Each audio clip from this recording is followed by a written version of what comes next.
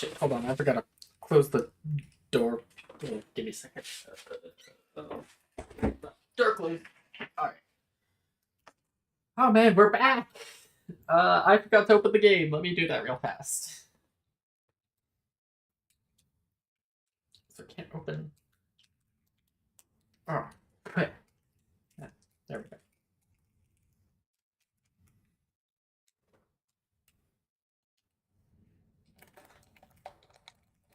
Wait a bit for people to start showing up.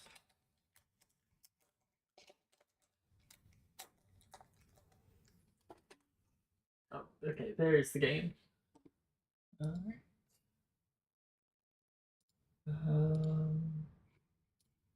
Go game audio is over here today. I don't know why I have to have separate audio tracks that games can show up on. But sometimes they show up on my actual game audio setting. And sometimes I have to switch over to it used to be the Final Fantasy 14 audio, but I moved that one over to specifically the Final Fantasy 14 theme. And so now I have it set up as the backup is Discord audio. Anyway, so last night I got home from work and I did something. I did a little bit of a silly thing. We found out yesterday that you can have your own custom map. And so, of course, I got home from work and I threw together a custom map. Yeah, Jasper, I'm back on Twitch. I'm actually dual streaming. I'm on YouTube and Twitch right now.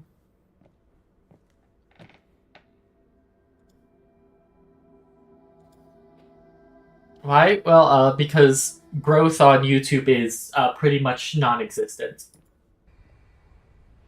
I was streaming on YouTube for 2 years and had a little over half of what I made I had a little over half of the growth I had on Twitch in less than a year. Growth over on YouTube is non-existent. Yeah, you go back to work. I think I spend time with Abby because I don't like Vix. I think Vix is a bitch. She's annoying. Abby.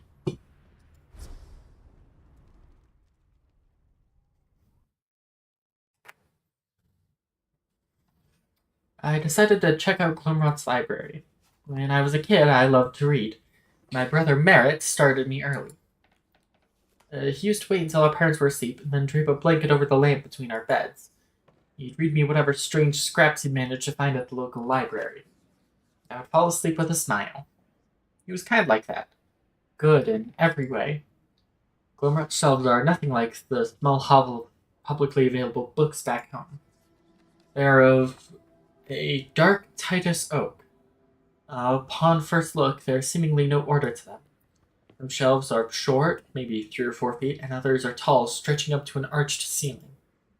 Click echoes through the library. Scenery around me blurs and shifts. I blink, and when I open my eyes again, I am in a different section of the library than a moment ago. Though I'm positive I haven't moved. I make an attempt at getting my bearings when the second shift occurs. This time I catch the various rows lifting and then jutting forward in unison like some strange hand of a clock. Is it eldritch magic or engineering at work? No, too fast for something man-made. But perhaps a mixture of the two. Unfamiliarity combined with the strange, ever-shifting surroundings demands my first half hour in the library be spent on simply getting my bearings. So I just realized I need a Twitch chat preview. Because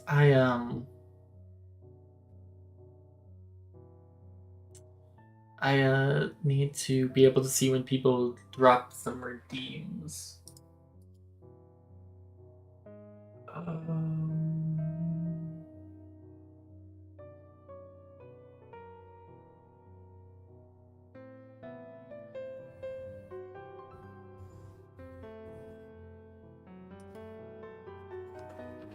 Like Ami with the free cookies.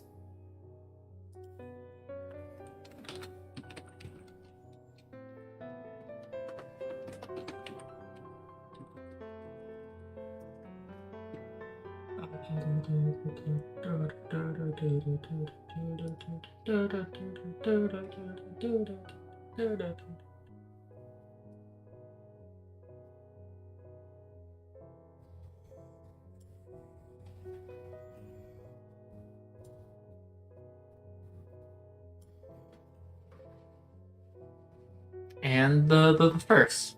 Although Jasper could have gotten the first.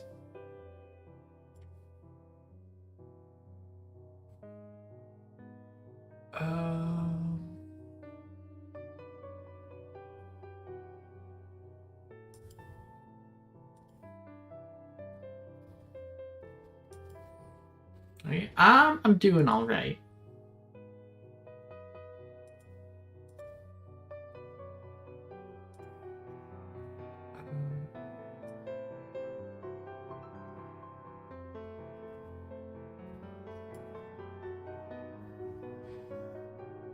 Says my average stream bitrate is too high. But, oh, it says set bitrate less than 6,000. Okay.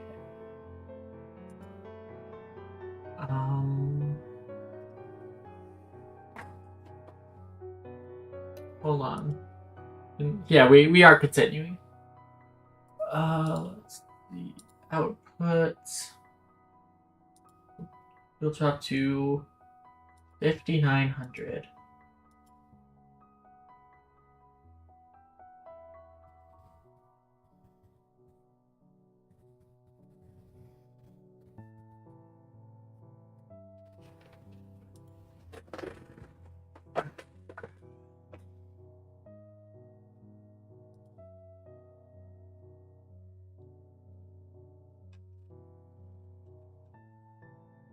I'll just have to remember to check the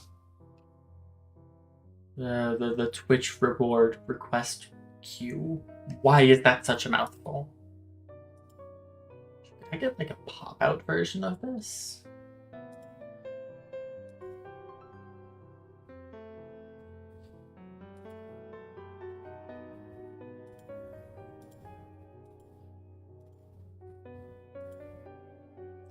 I can.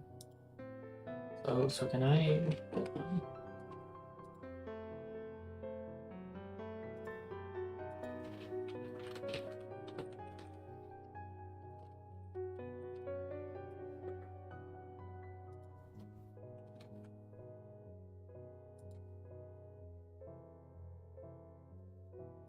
Hold on, I've got to sign into Twitch to do it.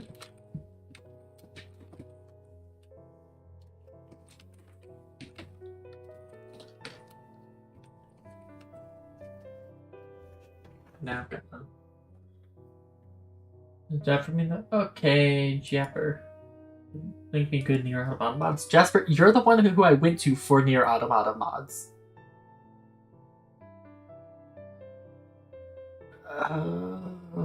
I haven't touched automata in like probably close to 2 years now.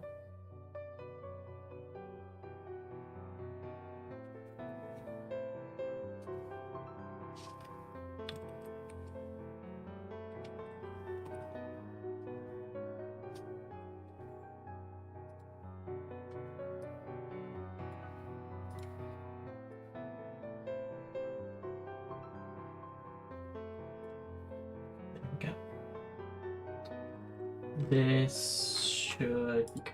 Okay, yeah, that should work. I hope this works.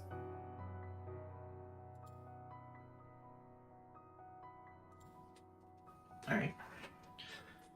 I find what I'm looking for eventually. However, spotlit in a beam of moonlight, Abby stands on her tiptoes as she reaches for a dark grimoire just out of reach.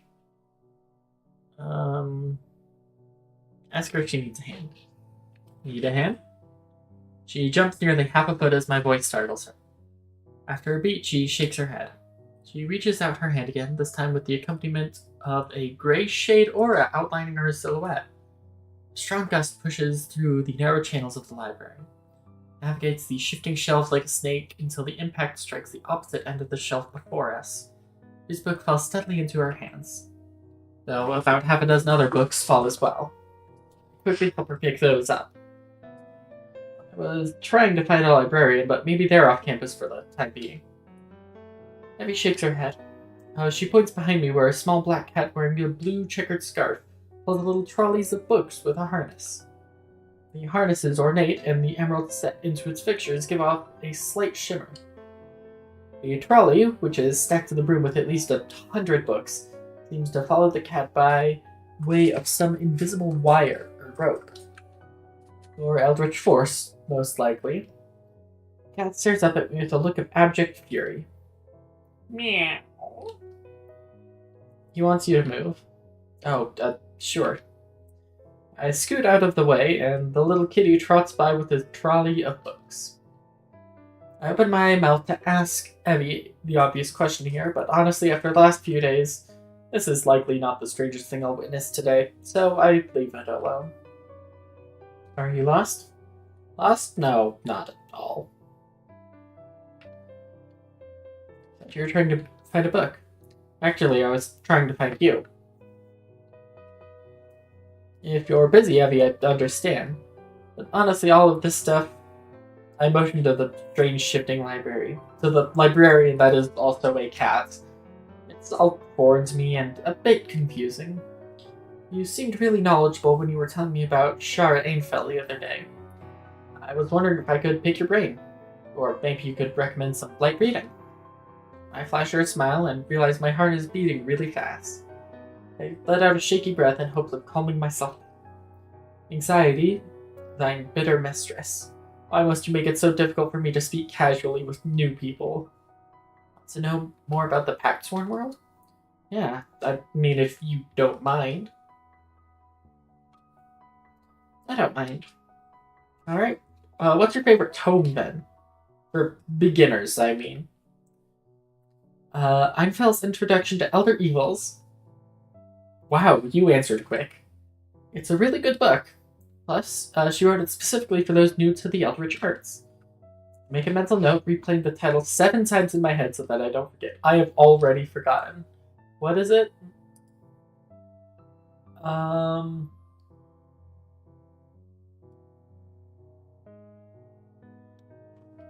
don't think this is supposed to be repeating every... let's see. Einfel's Introduction to Elder Evils. Chapter 7 has one of my favorite Eldritch myths. Alright, I'm game. Rivet me. The story is about the waking of Narlith, the Pale Star. The tale goes, there was a man called Rallo who lived in a small fisherman's shack on the outskirts of a remote village. The village itself had been a fishing outpost years before, but either overfishing or disease meant for some time now, their nets had come up empty. Many had left for larger cities on the mainland in the years since. The village was all but dead. Rallo only went into the village once a month to grab a few supplies, as he was mostly self-sufficient. However, when he went to visit one particular day, he found the village shrouded in fog, a thick marine layer that tasted like iron on his tongue. The village was strangely quiet, and despite the early morning was nearly dark, and shrouded by an overcast. He passed barely a soul on the street, and only made out a few faces watching him through drawn curtains. A bit unnerved, Rallo headed straight for his usual fish merchant. The merchant was a short, hairy little man who always wore a white apron. But this day he was wrapped in a brown coat overlaid with a red apron. "Where is everyone?" Rallo asked the merchant. "Fish meat," the merchant replied. They're securing us fish meat." The merchant brought a cleaver down onto a cut of tawny white fish. It bled profusely. but the cut was certainly larger than Rollo was usually able to procure with his limited coinage. If he salted it properly, he could make do with this food for quite some time. Fearful of the merchant to change his mind, Rollo quickly accepted the trade. He then returned to his shack, which was far removed from the perimeter of the village, and thus he continued to do so for 3 months' time. Each visit he saw less of the populace roaming the fog-thick village, and each visit he garnered better and better cuts of fish from the old merchants. So one night, Rollo returned to his small shack to find some nearby wildlife had broken in. His food stores were gone, wrecked and eaten, and he had no supplies left save some poor herbs to suckle on. Though it was late in the day, he resolved a visit to the village was worth it. He needed food for dinner after all, and the merchant owed him some time for being a loyal customer for many years now. It was early evening when Rollo finally arrived. The fog was thicker than in the day. Not a pinprick of starlight burned through the gray nightscape. He stumbled through the village by the light of an old, rusty lantern. The homes were all dark, shops quiet, the only ambience a crooning wind, and a chorus of shuffles like boots in the dirt. His heart began to drum in his ears. The back of his neck was slick, cold. He pressed through the fog, walked until the night song of windfall was drowned out by the lapping of the shore. The houses here, near the edge of the shore, were emptied. Open doors and shutters, furniture toppled or covered in thick layers of mildew and strange, white speckled mold. There was a light in the fog, bright, white, with touches of silver. It was coming from the shore. The light, the shuffling, and the silhouettes in the fog. He dimmed his lantern, descended the slope to the village shoreline, and crept into an abandoned cottage just at the edge of the lake. Through the window, he witnessed the villagers waddling through the mud. They moved like lumbering beasts in disorderly clusters of 5 to 6. Toward the lakeshore, toward a strange, pale light, pulsing slowly from far beneath the lake. Rollo watched an old man of 70 trudge into the waters, ankle deep, then waist deep, until he sunk, just a shadow in the water, creeping toward the light like moths to the proverbial flame. Nearby, the fish merchant stood at the edge of the lake, atop a bloody tarp. He walked ankle-deep into the tide and wrenched his hands into the lake, pulling out a dark, struggling mass about as large as he. It was a grotesque creature, fleshy and pink with sea-green fish scales. A putrid black sludge oozed from its orifices. It had no legs or fins, but some smattering of the two, partly fused together as it writhed in the dirt, wailing from a bulbous, pustule-infested head. Rollo dropped his lantern. The shattered glass echoed through the night, and the fish merchant turned to spy him with a smile. Evie folded her hands, seemingly done. What? That can't be it. What happened next? You like it? I mean, I kind of expected a twist like this.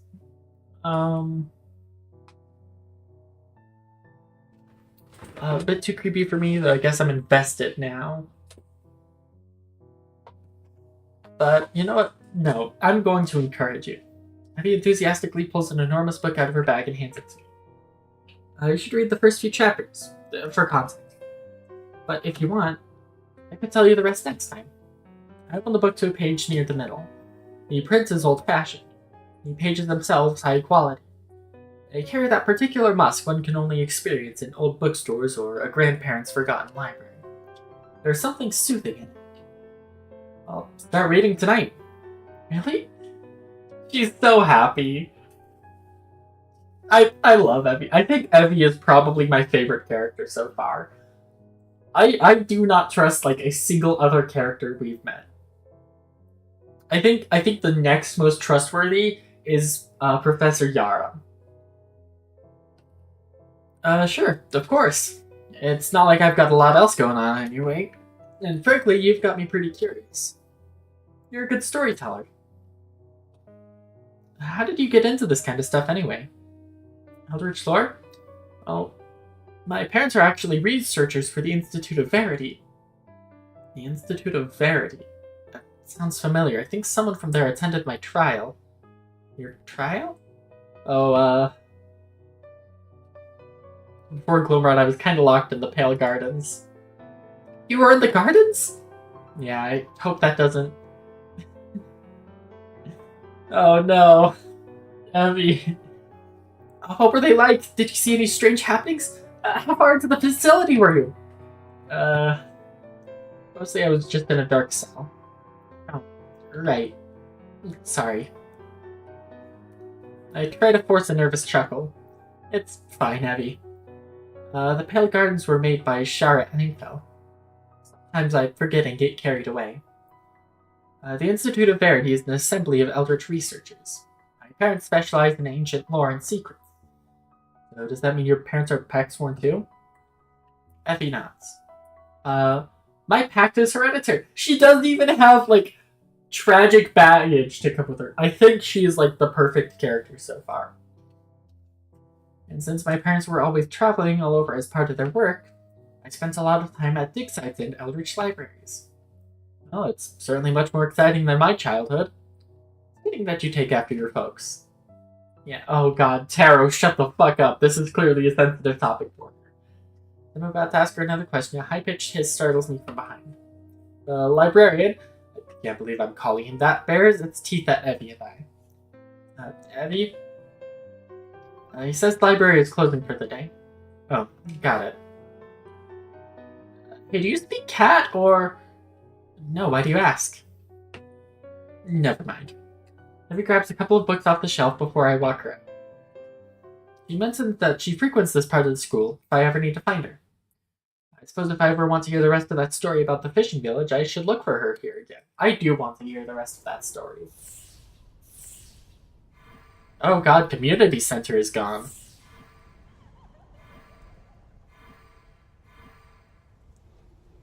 Oh.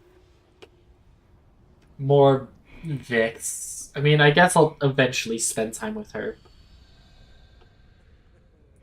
Faculty tower. Ooh, green. That's a 0 cost. Hold on. That was a 0 cost. Web. It's a wall. I mean... It's a 0 cost for 3 defense. I could maybe use that.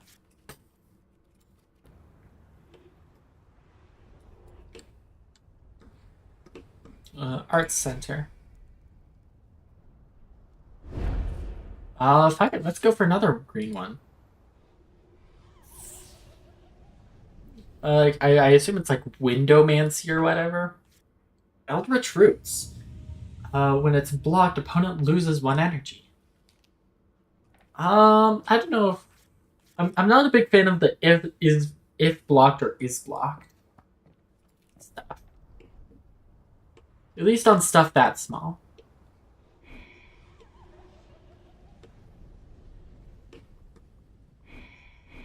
Okay, so the orange outline stuff, I think, is the stuff that moves the plot forward. So let's go check out whatever he's here at the residence.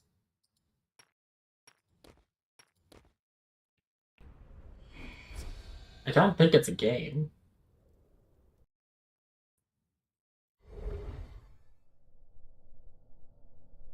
Oh, it's the shop. The ample stones of Gomrat fade for the empty chill of the shopkeeper's domain. Greet him readily this time. Scorn, embers within thee flare, stoked within a crucible of thine own ambition. Thou art changed. I sensed as much across the long stretch of night and blighted stone. Yes, well, I suppose I made a friend. Or hope as much, anyway.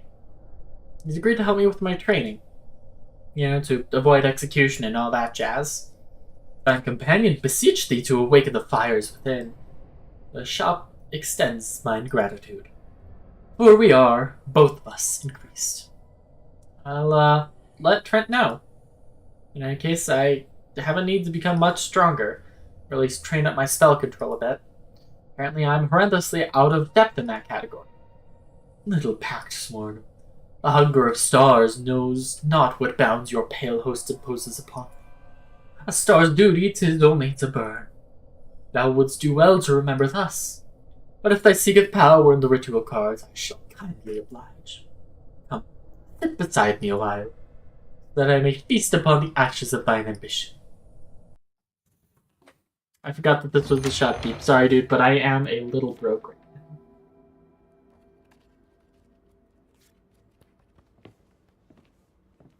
Inhibit 9. The next sorcery you cast will have 9 power. I like that. Fourth Plague.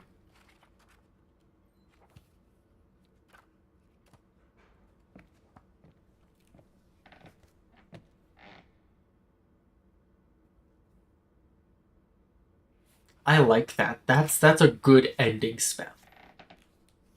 When it takes 1 damage 2 times.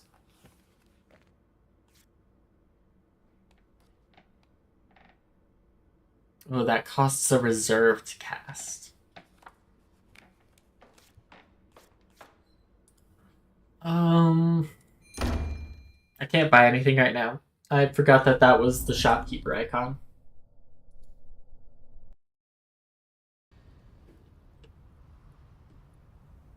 I guess we go play a game.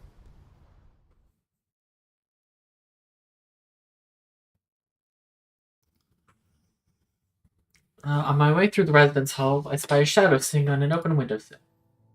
Quizzle sits in the moonlight, legs swinging freely off the edge, seemingly uncaring of the long fall that once slipped my sight. The boy sprinkled a handful of sunflower seeds around the borders of his perch. There, at least 7 crows have gathered around him. They peck at the feet excitingly, and he receives an overflow of caws in reply. Feeding the birds, Quizzle? Oh, hello, Taro. He attempts a kind of serene smile, but there is a weight behind him that keeps his face placid. I like the birds. They are kind to me. We depend on one another. I bring them little treats, and they repeat me whispers from the stone. Stone, you mean the stone that makes up the school grounds? Maybe. There are voices there. Sometimes they like to tell little stories of things that have happened and things that will come. I see. Another crow, a bit larger, lands on his perch. It sets a silver fork in his lap. Well, the birds seem to like him. I heard through the grapevine that you're a member of the KAMIFUDA club. I actually just joined. He drops the rest of the seeds for his avian companions and turns to face me as they scatter and chase. You like cards?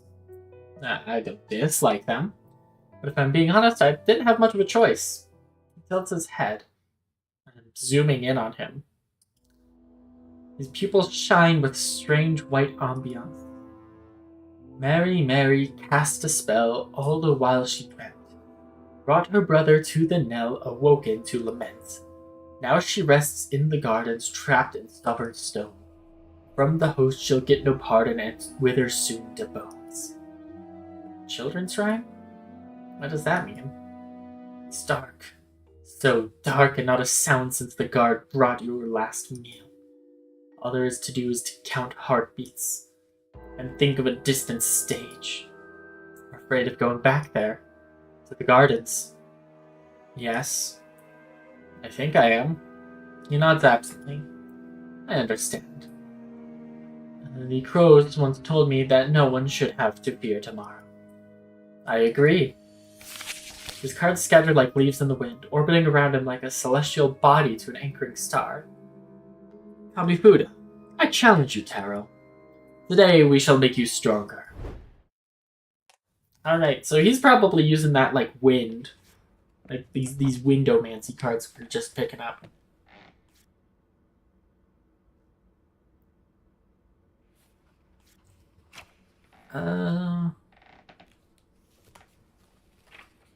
I think I'm good with my deck as is right now.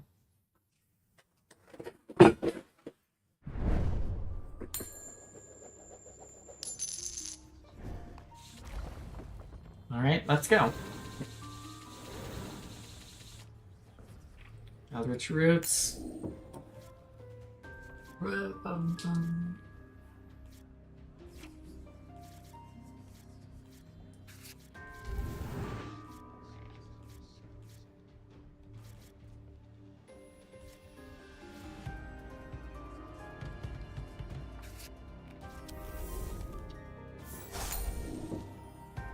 Parasite. The fourth plague. Veil. Cast. Copy the spell on all your empty lanes. Hits opponents. Opponent gains inhibit 2. Okay. Once again, I find myself in need of spreads forth a plague. The rounds till you wither. Viper Bolt.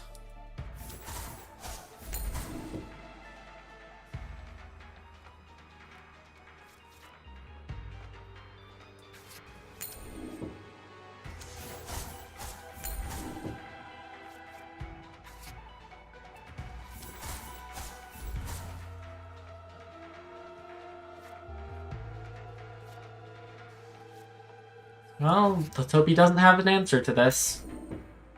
Rune of Weakening.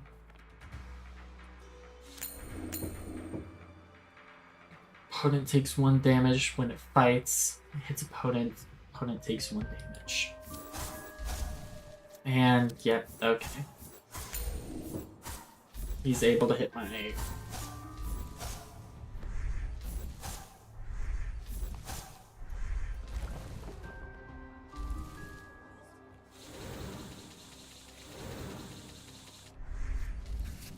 Hard Burst, Caught in Flame, inhibit 15.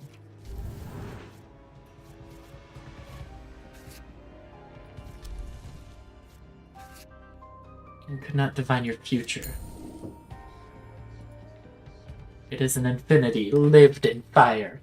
Don't understand what you mean. Neither do they.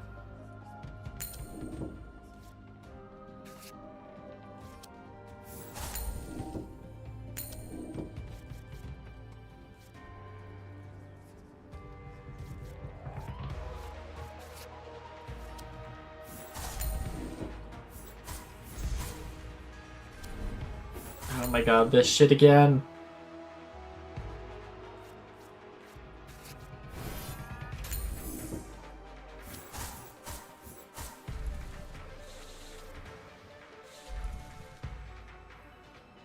Oxtrogram, legendary, completes. What gains Oxtrogram 1? Whenever you take damage, take an additional 1 damage.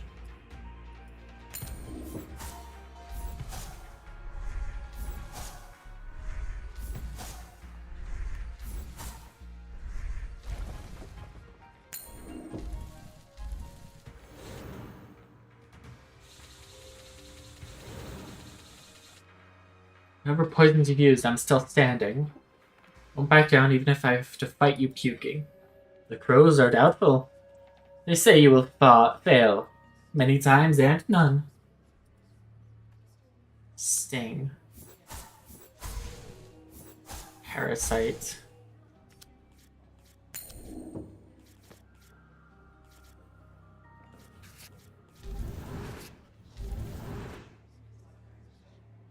Alright.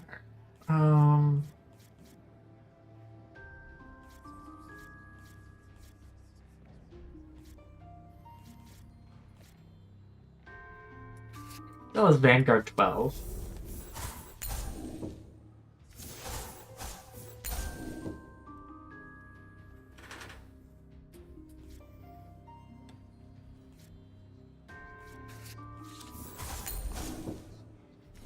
Alright, and there's fourth plague.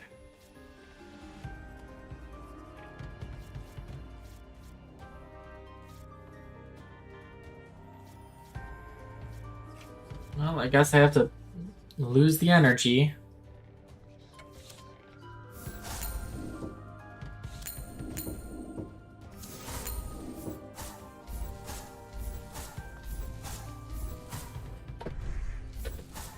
I think I may actually beat him.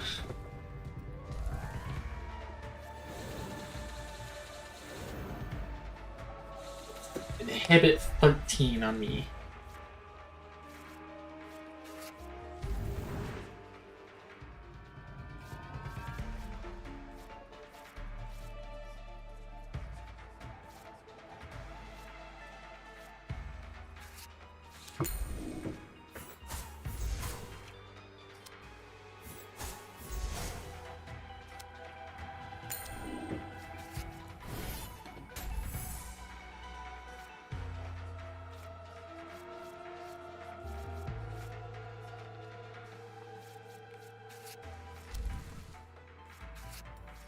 Okay, just burn away those inhibits. I'll go Forethought later. Go Frostwall now.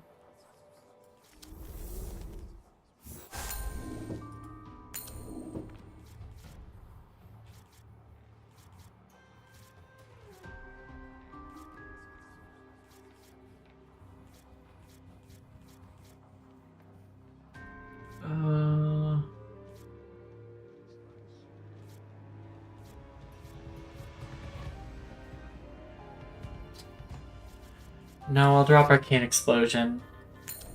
Because if he can't answer that in its entirety, yeah, that's game. That was my first round on him. Or my first game on him. Honestly, not a big fan of the Windowmancy. What? Richard T. Yaram, Hand of the Host. Huh.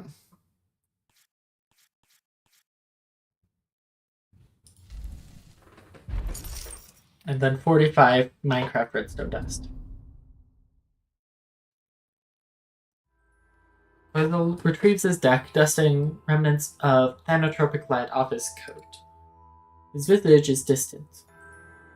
What will come to pass moves like a shadow, cast ahead of you by the sun. But yours is 1,000 where there should be few. Many moments in one. You see it too? I'm sorry, Quiz, I'm not sure what that means. It's okay. You're not the broken one. Murder of crows caw at the window. I have to go. He walks off, hands in pockets, slumped into his coat. He's a strange one, but endearing? Something about him that's very gentle, I think. And for some reason, I want to protect that.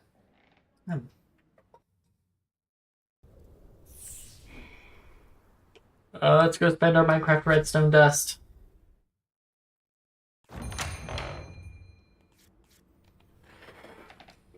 I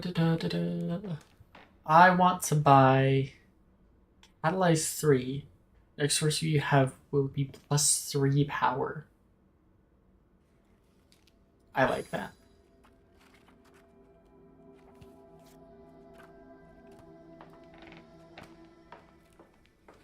I also want the Soothings Ritual.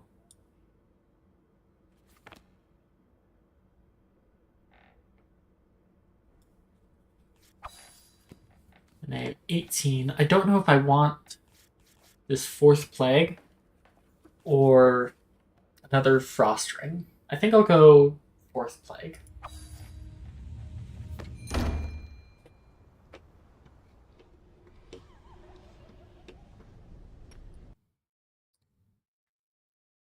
Let me just save.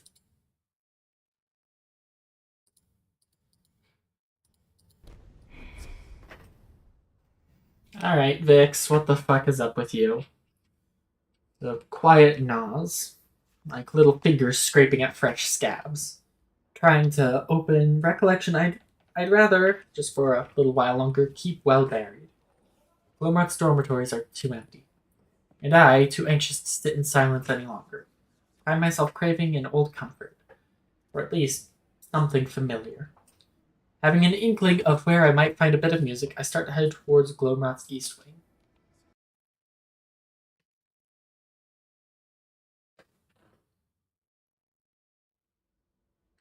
I decide to pay another visit to the Center for the Earth. Perhaps in the depths of my heart lies a masochist, or at least a fool. But there is something about the arts I cannot, no matter how I might want to, separate myself from now. A bit of release buried beneath the misery, maybe?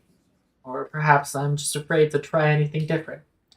After all, music is all I've ever known. Though it wasn't always like this. When I was little, the stage was my brother's, and his alone.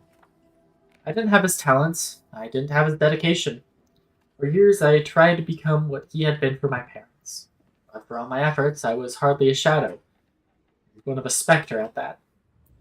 Still, there was a serenity to the piano. Even in the pale gardens, in the dark atop the stone, wishing for the end. Even then I could feel the keys. A tulpa manifests from my dreams. Further into the hall, the ambience here is eclipsed by a terse but familiar voice. Just outside a practice room, Professor Yarum looms over a blank-faced Vix. Well, Philia claims that you did take it. This isn't the first time she's complained about you either. Just sounds like she has it out for me. Maybe she enjoys a good fib? It is a very expensive instrument, Vix. Bassoons tend to be pricey. This one, I'm told, is worth over $7,000. Talking about USD or Canadian? Vix. A chance glance over Yarm's shoulder has Vix meeting his eyes as I pass. Her lips part just a touch and she exclaims, "It couldn't have been me anyway. I wasn't even on this side of campus that day." She points at me. "I was with Taro." I flinch. "Here we go." Taro. Yarm looms over me imperiously. I find my heartbeat rising into my throat. Is that accurate? Were you with Vix the other day? No. Fuck you, Vix. No, Professor, it's not true. I avert my eyes from her general direction. Why does saying that sting me so much? As I thought. Vix, I have an appointment ending at 3:30. You will report to my office immediately afterward. Fine. Yarm quickly takes his leave. When he is comfortably out of reach, Vix scowls in my direction. Seriously, why? Not personal. I'm on thin ice here. One mistake, and I'm pretty sure he's shipping me back to Pale Gardens. Gardens? Still, you didn't have to drag me down with you. I didn't force you to take whoever's bassoon. Why in the world would you take that thing anyway? Her name is Philia, and her parents could buy her 100 bassoons if she wants it. It's not like she even cares about the thing anyway. She's been running for re-election to the stupid government, and part of the voter base she's lacking is the arts department. As soon as the election's over, that thing will be in a trunk. It was the same with the last 2 times she ran. Oh, okay, hold on, let me get a drink of water before I go for this one.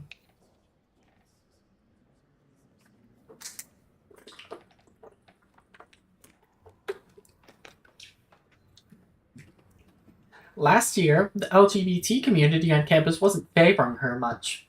So she held a bunch of events for them, got their votes, and the second she was re-elected, completely forgot any of her promises to them. Is she just a scorned gay? Was she in love with Philia? Thought that she was a lesbian and then no, it was all a lie. Her voice grows rougher the longer she speaks, layered in a bitter ice. The year before that, her campaign was all about poverty, helping students from low-income homes or those who came out of foster care. Guess what? Also a lie. I didn't take anything from Philia, unless you count performative activism and allyship as something of substance. Newsflash, it isn't. Okay, so this girl sucks. Exactly. It still doesn't really answer my question. What? I mean, I get it. This girl is awful and she pretends she's the opposite. So what? Why take her bassoon? And why do you care so much about all this anyway? She glances at her wrist as if checking a watch that doesn't exist. It's a riveting conversation, Taro. However, I do have very important places to be and important people to meet. I'm not sure if anyone in the club told you, but I'm actually something of an heiress. My father is not only the prince of a small island off the coast of some coastal country, but also the owner and proprietor of a peanut butter empire with enough cash flow to buy Norway. As such, I must go meet with Daddy. It's a requirement if I'm to receive my weekly allowance of 2 chests of gold. Cross my arms on reflex. What I asked her before made her nervous, definitely. Or defensive at the very least. Oh, shit. Okay, hold on.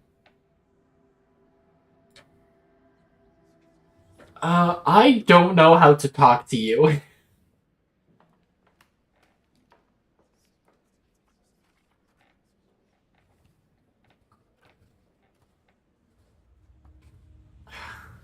You know what?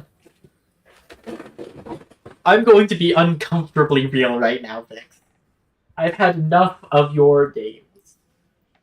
Lift a questioning brow. Princess and a peanut butter heiress? Must be nice. We were always poor growing up. Honestly, I think the only thing that kept my family together as long as it did was my brother. And after he died, everything basically fell apart. She opens her mouth to speak more than once, but for the first time since I've met her, she seems lost for words. I have to go. Vix brushes past me in a hurry. Did I play it onto the... No, honestly, Taro fucking nailed it, dude. Without her, the hall seems strangely quiet, like a spark of chaos has just been smothered by the gloom. I play our conversation over in my head, and then do so again. My feelings bounce between lows of embarrassment and highs of heart-racing glee. And at the end of my anxiety-ridden analysis, I am left confused. Why can't I get a good read on her? Maybe next time I'll have some better luck.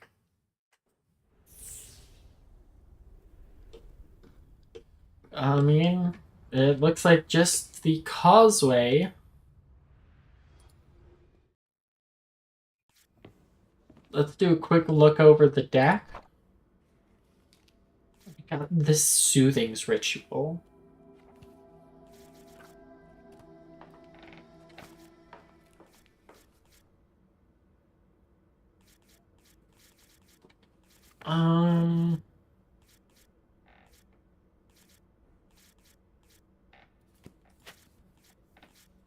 Let's give this a shot.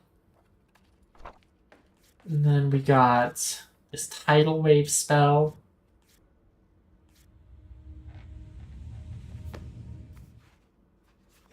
Wait, it's when opponent passes priority that I get Catalyze 3.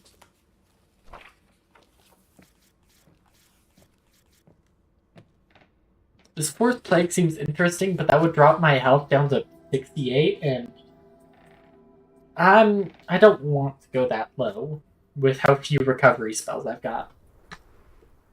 I also can't really figure out what I'd drop for it.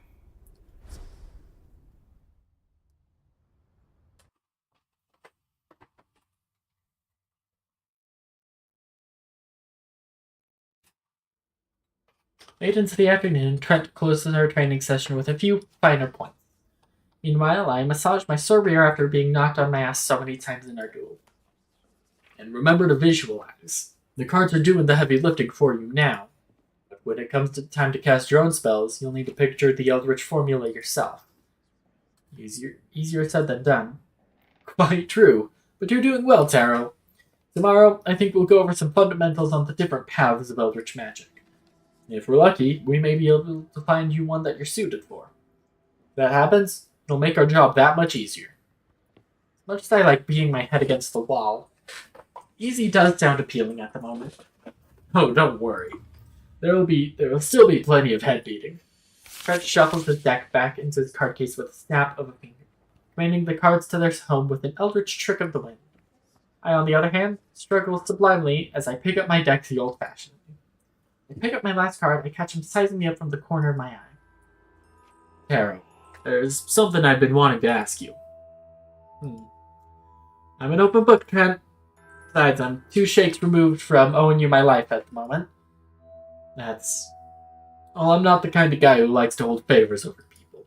But if you're willing, I could actually use your help with something. Sure, anything. Word to the wise, Taro. Don't offer your aid to people around Glomrout without knowing what you're getting yourself into first. I'm getting the sense this isn't a simple pick-up-my-dry cleaning kind of thing. Trent sits by a large shelf of books at the other end of the clubroom. Brushes his fingers over a pair of red tomes, the corner of his mouth curled down. It is, and to be honest, it may be dangerous. Okay, Spill, what am I getting myself into? Trent shakes his head. Not now. I need to check on something first. Meet me back here later tonight, 8 o'clock. I'll tell you everything then. Knot forms in my gut. Maybe it's just nerves, or maybe my intuition is telling me to run. But Trent's been the only one at the school who really help me thus far. Even the faculty haven't proven that generous. Okay, Trent. I'll see you in a few hours. Good. You get some dinner in you. You're skin and bones, man. I chastise his remark, but follow his advice nonetheless. On my way back to the dorms, I pick up some food from the university cafeteria. Told when classes are in session, it is a veritable wonderland of options. Tonight, for me, the only selection is roast beef and potatoes. That doesn't actually sound too bad. Take the order to go in a small container, relishing the scent of brown gravy filling the west dormitory hall as I approach my room. I've certainly had worse than this. There was a whole year in middle school, I'm pretty sure all we had to eat was buttered noodles and bread. It was wheat bread to boot. Let me guess, the roast beef? I flinch a hair. Behind me, Loon opens the door to one of the rooms. It's especially, salty this time around. Perfect. I don't have much of a palate to speak of. So long as you admit it. I was just sitting down to eat too. Care to join me? Give him a shrug in reply, but there is something genuinely exciting about, I don't know, people wanting to spend time with me. After so many years locked in practice rooms, after school jobs, just music, work, home. As depressing as it sounds, I guess I didn't really have any friends. The inside of Loon's room is absolutely ridiculous. Spacious area the size of 6 Glomerat rooms. An area rug wider than the hallways. Bright and cozy lighting. Here, pop a squat. We bust out our dishes on a small coffee table in the center of the room. He asked if we should put on some background music. I half expect a snap of his fingers to materialize a spectral orchestra, but he just links a phone to a small speaker device. I think you're the first person I've actually seen use a phone at Glomerat. What's the deal with that anyway? Mine was, confiscated, but I figured everyone else would have one. Yeah, it's not that everyone else doesn't have one. It's just phones don't really work in Glomerat. You know, on account of us technically being in a pocket dimension right now. Wi-Fi, hasn't quite made it through. Or 5G for that matter. I blink. I hadn't thought of that. Just use the thing for music while I'm on campus. I have a bunch of it stored locally. Smart. I'll have to remember that. We finish our roast beef and mash to a soundtrack of retro synth beats. Loon tells me about 2 dozen or so shows he's been to in the last year. All electronica adjacent. He shows me a few tracks, which are, frankly, just some of the most abysmal music I've heard in my life. I think he's going to play, like, an electric deck. Like, the school of electromancy. He shows me a few but you can't just tell someone that, so I smile politely and bob my head every 20 seconds. You know, for the sake of friendship, I guess. So, what's your deal, man?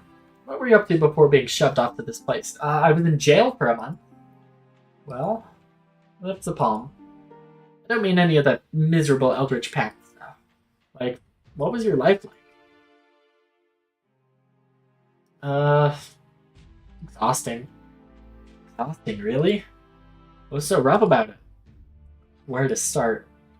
It's just under a lot of pressure. At home, at school. Honestly, before this, I think I was about to crash and burn. An image of the stage flickers in my mind. Or I guess I did crash and burn. Sorry, bud. Maybe a bad topic. Fine. What about you? Me? I've got it good, Taro. Even if I had stuff to complain about, I don't think it'd be fair to. What do you mean by that? He rubs the back of his neck nervously, though the veneer of confidence is thick, almost convincing. Interesting. I'm a rich kid, man. The child of dignitaries and all that. People joke about some folks growing up with a silver spoon. Well, I literally had them. In fact, I've had everything I've ever wanted. Snap my fingers, married, go and grab it for me. Your mom? No. Nanny at first. Personal assistant these days. Sure, you've had your own struggles. Then plays with the last remnants of mashed potatoes on his plate, pushing them back and forth with the spoon. The sound of silverware scraping our plates fill a growing silence. But I realize, though he's been smiling, he hasn't looked at me in a few minutes' time. In the eye, anyway. A sonorous bell tone shakes his room. I spy a grandfather clock in the corner and realize it must sound every hour. How does this guy even sleep? Things 8 times. 8 shit. Sorry, Lynn, I just realized I'm late for something. I completely lost track of time. Oh, no worries. Where do you have to be this late, though? I'm supposed to go meet Trent about something. As words leave my mouth, I remember Trent was fairly mysterious about it all. I never colored myself as one for spycraft. But you'd think I could hold down a secret for more than a few hours. Did I ask you to meet him tonight? Like in the club room, or... yeah, something like that. Then shoots me a bit of a perplexed look. I tell him I'll take it upon myself not to pry. That being said, walking the grounds alone at night isn't usually the greatest idea. Remember the vacuous tree? Don't tell me it wakes up at night or something. No, but it isn't the only hazard on campus. Some are easier for newbies to walk into than others. Come on, I'll walk you over there. I mean, you don't really have to. I insist. Okay, should have seen that coming. Moon and I make the trek back to the other side of campus. When the lamps are lit during the day, it's maybe a 15 to 20 minute walk. But with only the spark glow of Yarm's fireflies at my side, it takes us a bit longer. Nothing else, just to make sure we don't trip over something in the dark. Moon is halfway through telling me a story about his first year at Glomna, wherein he tripped and fell into an old stone wall that was hiding a sealed-off room.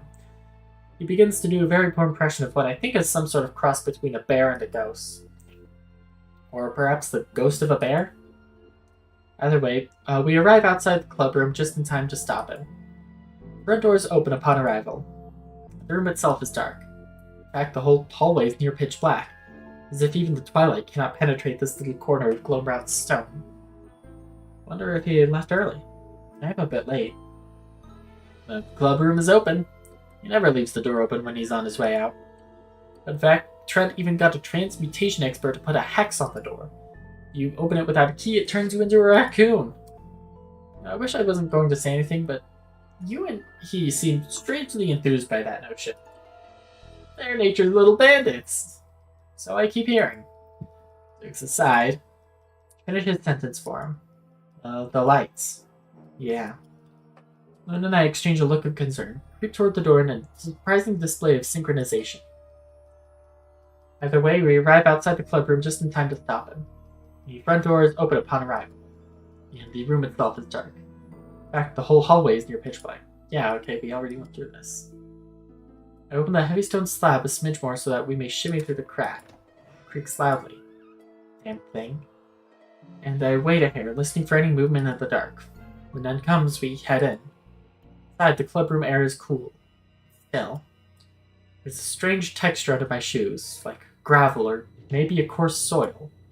Too dark to be certain. Overhead, a few beams of moonlight pierce through the clubroom ceiling, from the floor directly above. Step into the closed diameter. Seems to have carved a winding path through the stone. Dust or maybe dirt still falls gently from the foundations, through the moonlight and onto the floor we walk upon. The hole is one of several, and very new judging by the quickly deteriorating cracks upon it. Step out of the way just in time to dodge a small chunk of stone breaking the ceiling and clatter into a dozen pieces on the ground. What happened here? I think I've got the light. Moon's voice echoes from the other end of the room. I click, the lamps burn bright. Soft-edged lamplight creeps from the corners to the center of the clubroom. There, a dark mass is curled into the floor, unmoving, quiet. Hello? My voice is hardly a whisper, and I receive silence in reply. Pull the arm's firefly jar from my belt. Walk steadily toward the darkling creature.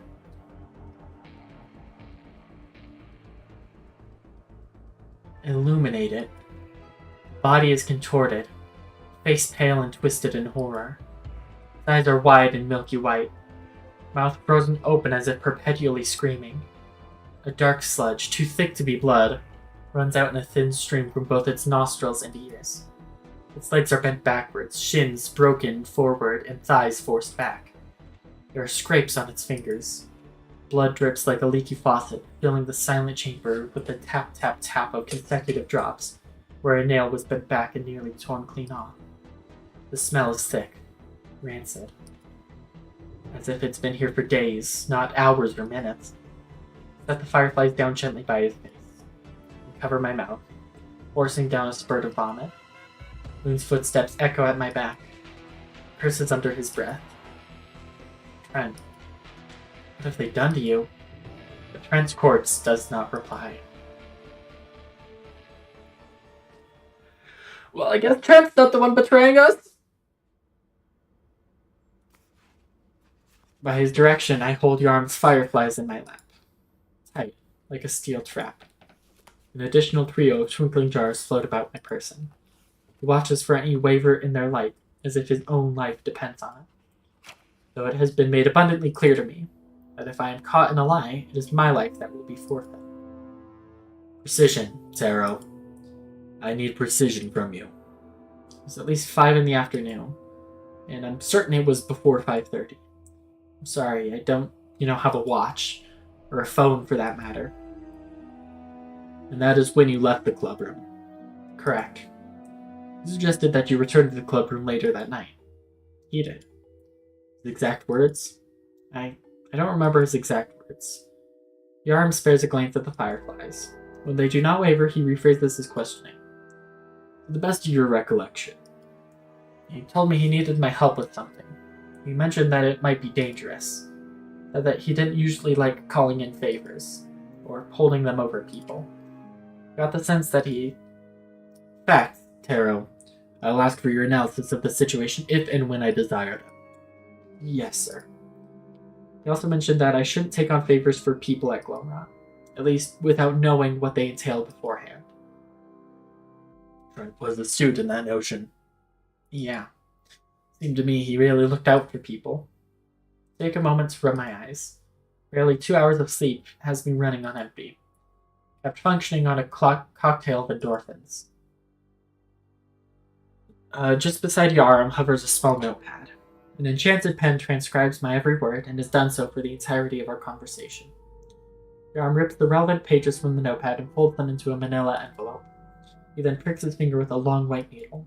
Blood flows from the pinprick in the guise of a thin red thread. And I watch as he wraps the envelope in a thick layer of this morbid threading. Drying in a flash. He tucks the newly rust-red paper into his coat pocket. Very well, Taro. We're done for the time being. What happens now? That isn't up to me. It will be determined by the Pale Host. Are they sending me back? Did they have a reason to? No, but... Then you would do well to not advertise the notion. The host will send their hands, boy, very soon. It will determine the guilty party in Trent's death. It will determine guilty parties in any matter where the laws of the host may have been broken, in fact. You would do well to remember that in the coming weeks. And watch yourself.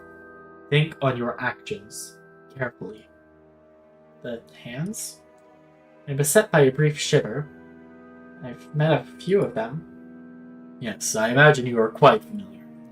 They would have been the ones to pull you from that malefic soiree back home. You should know you're unique in having seen them, or in having even seen them, Taro. Oh, I'm not sure I would count it as an honor. They mostly operate in the shadows, and I have no doubt their investigations on campus will function as such. Still, if you do see them, stay out of their way. Speak only if spoken to. And above all else, comply. For your own safety as well as everyone else's. I understand, Professor. Good. Snaps his fingers. The jar of fireflies in my lap, as well as those orbiting my person, gradually float back to rest upon his desk. You are excused.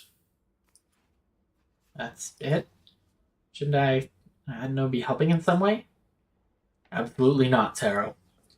Whatever my feelings on the subject, in the eyes of the Pale Host, you are a suspect, along with everyone else who remained at Glomra at the time of Trent's death.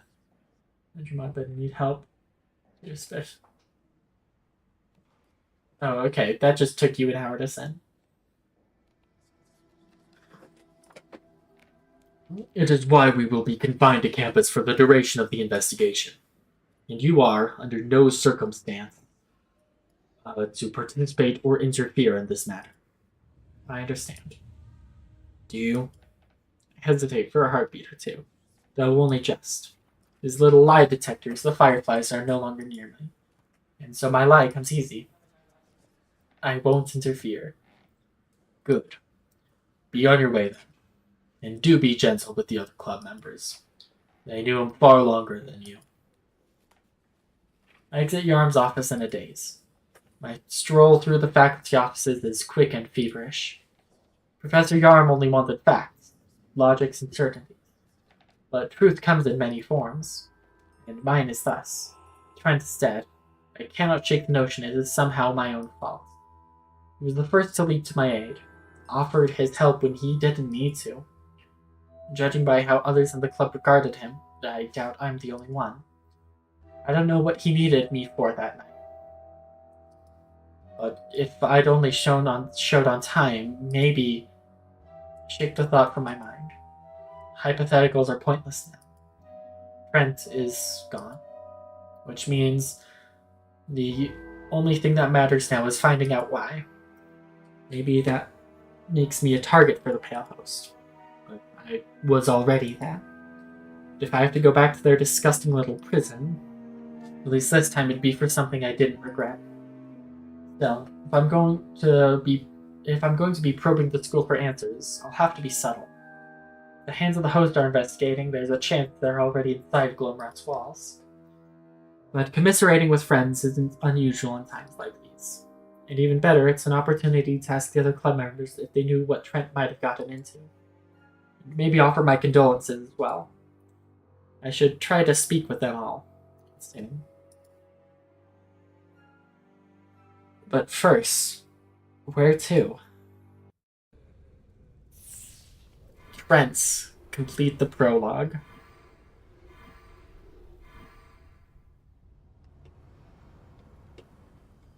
I can't believe that that's the prologue. Trent fucking dying.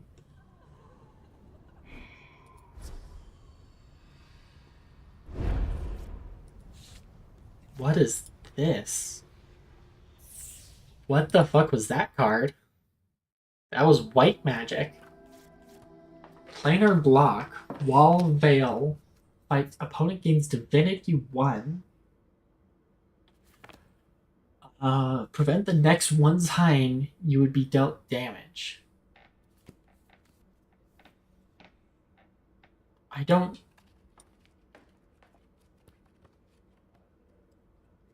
Like, I wouldn't gain damage or my opponent wouldn't take damage.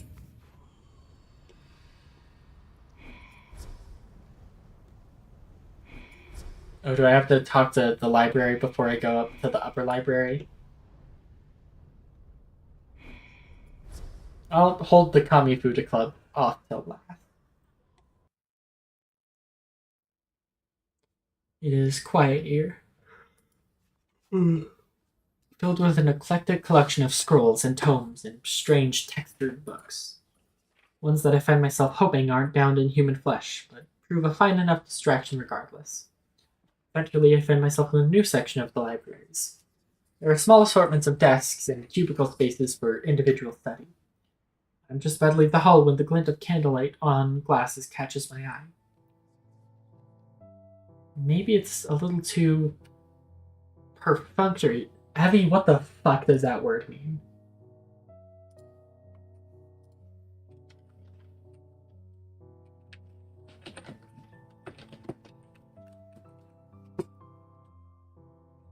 Carried out with minimum effort or reflection. What? If you want to say something, then speak up. I can barely make out your mumbling. We're in the library. The girls spot me as I approach. They sit beside one another at a small table overlooking a long handwritten letter. A small bin just beneath the table is filled near to the brim with crumpled up and ink-splotched pages. Seven's fingers are stained, nigh black. Hey, you two. What are you up to? Being interrupted, evidently. She's charming as ever. We're composing a letter for Trent's family. The club wanted to tell them. There you go again. Seven sighs.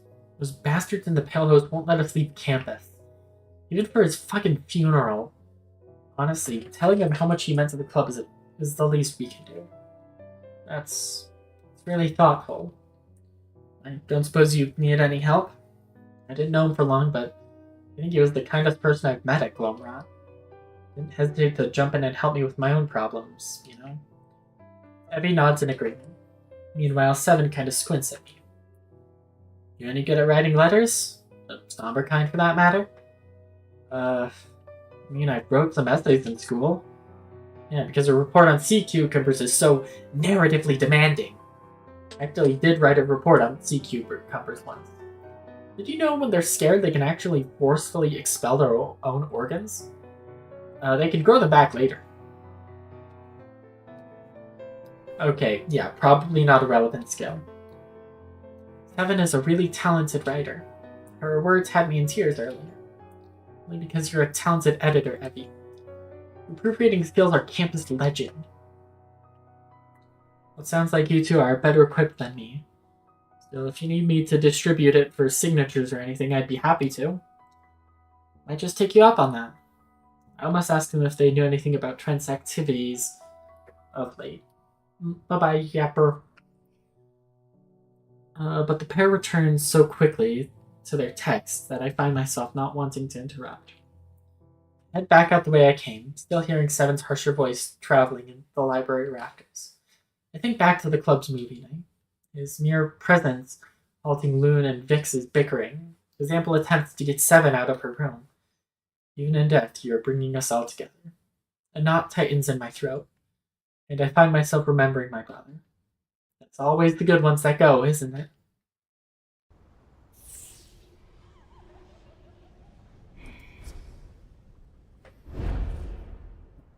Oh. Go for a purple. Is that another forethought? If that's another forethought, I'm immediately throwing that in my deck.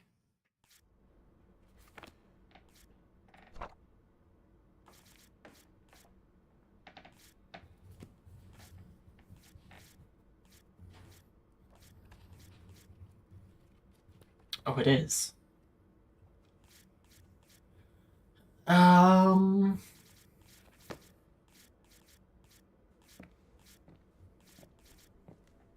I think I'll take Cure out. And honestly, probably also Mending.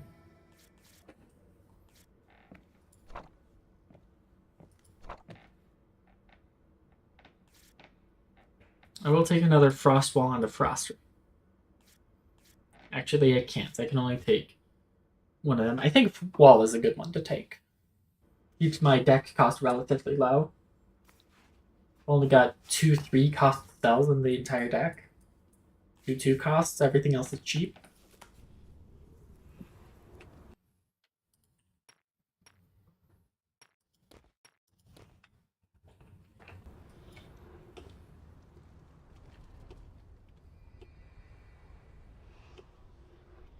Alright, the club itself has someone to talk to.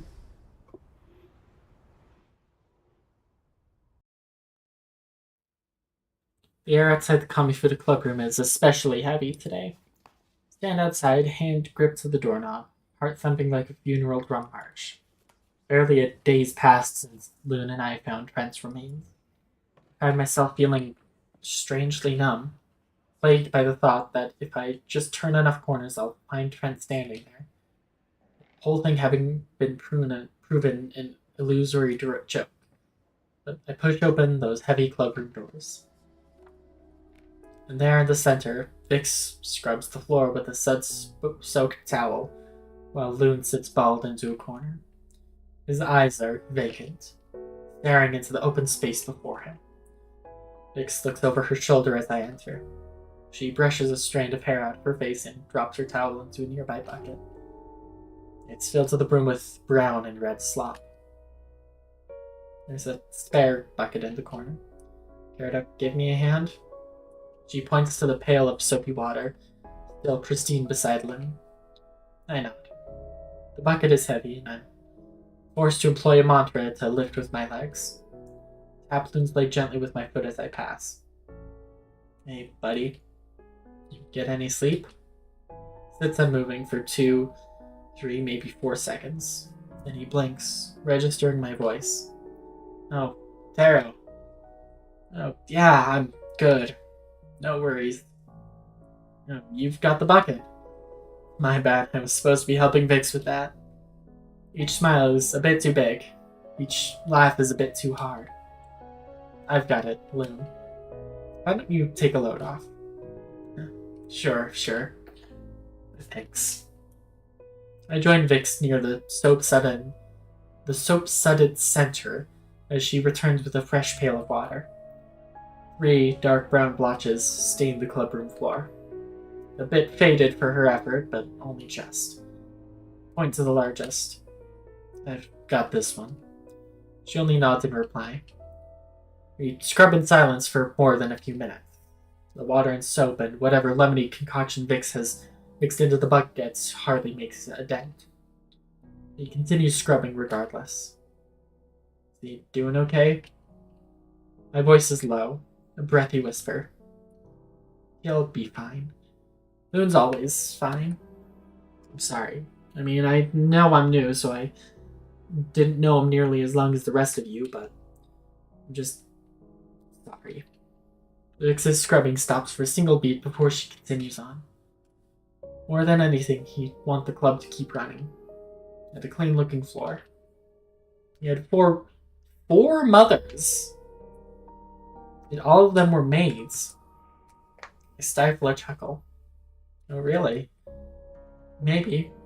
She surveys the progress she's made. With a look on her face, it isn't nearly enough. It's probably fine for now. Maybe faster to have every look of a stain remover spell or something. She's good at that. I nod absently. Can I ask you something? Certainly seem capable of such a feat. I roll my eyes.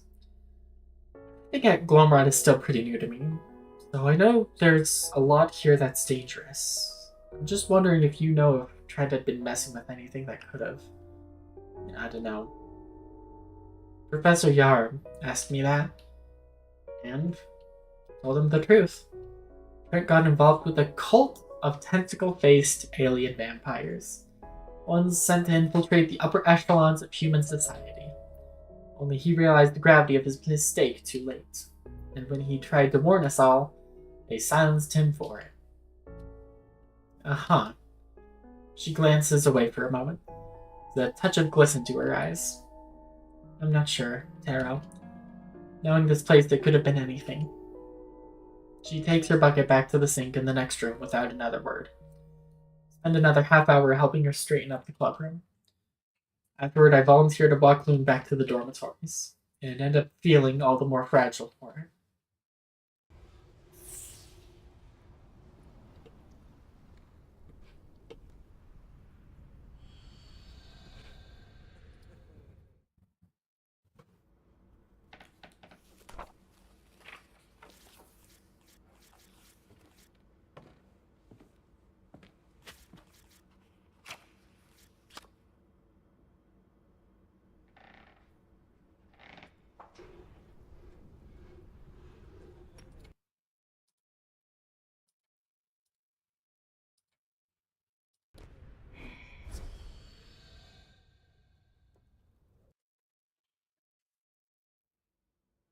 On my search for other club members, I find Aram's Firefly strangely uncooperative. It's dimmed and dulled, as if in a deep slumber. With my insect-powered GPS out of commission, I'm forced to follow Glomrod's frustratingly cryptic signs. They lead me to the Student Community Center. It is a veritably abandoned facility, dedicated to storefront-like featurettes of activities for students to perform in addition to their studies. I even spot an advertisement for a water polo club, though I also spot some haphazardly hidden deep-sea creatures in the background of the ad. Mildly concerning. Standing beside the only manned area, a registration kiosk, is a familiar silhouette with silver hair. Try hands the woman at the kiosk a stack of well-organized papers. They exchange muted words. Afterward, Try turns on her heels, pointedly in my direction. She waves me along in one fluid motion, saying, "Follow me, Taro." Was she somehow expecting me? She headed back into the hallway without waiting for my reply. Merely forced to scramble to keep up with her. I just submitted the paperwork confirming my temporary appointment as the club's president. Oh, I see. That's certainly quick. Yeah. I'm sure it feels that way, but time waits for no one, even those in mourning. There are certain deadlines to be met if the club is to be kept open. Let's see. I think that's what Trent would have wanted. She stops in her tracks. Do you? Yeah, from what I know about him. I imagine that was very little. A pang of irritation rises in my chest.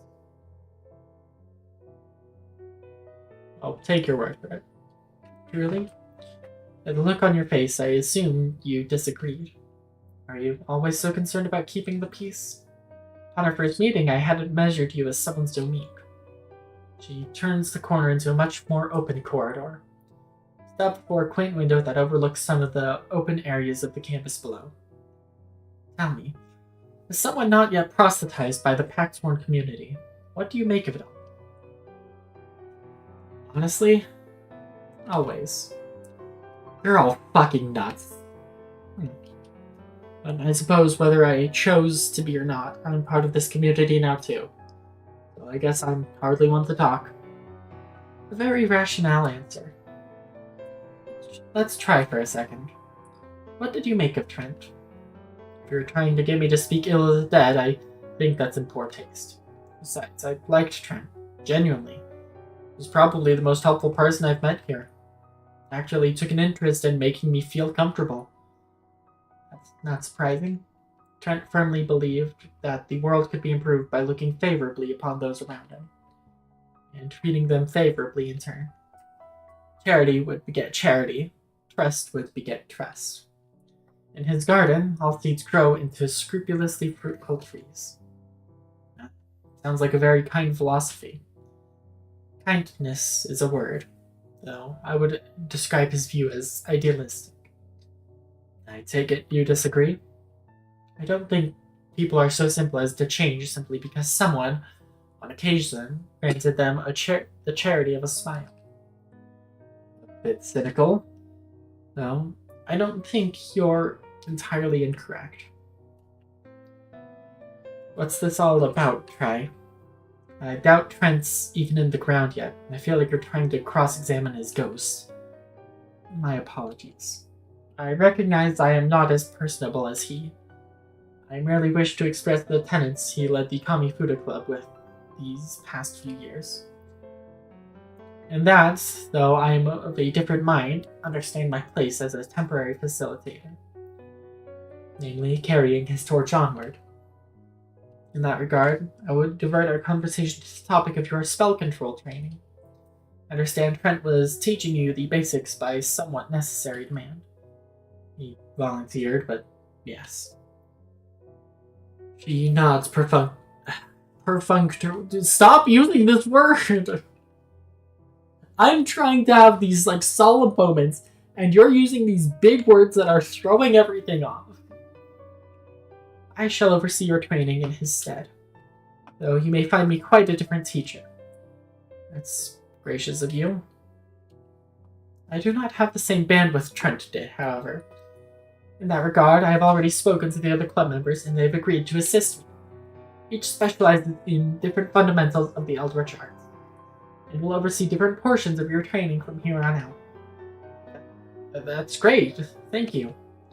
I can't tell you how much it means to me that you would all help me like this. As you say. Still, I will need a glimpse of your current level of understanding. Show me what Trent has taught you so far. I pull my deck from my coat pocket. Didn't Trent mention she was undefeated? Don't fret. I'll use a relatively tame subset of my deck for this test. It will hardly be an official duel with me in that regard, but you will at least stand a chance. Another pang of irritation, and this time I can feel my blood running hot through every vein in my body. Just for that, I'll give it my all.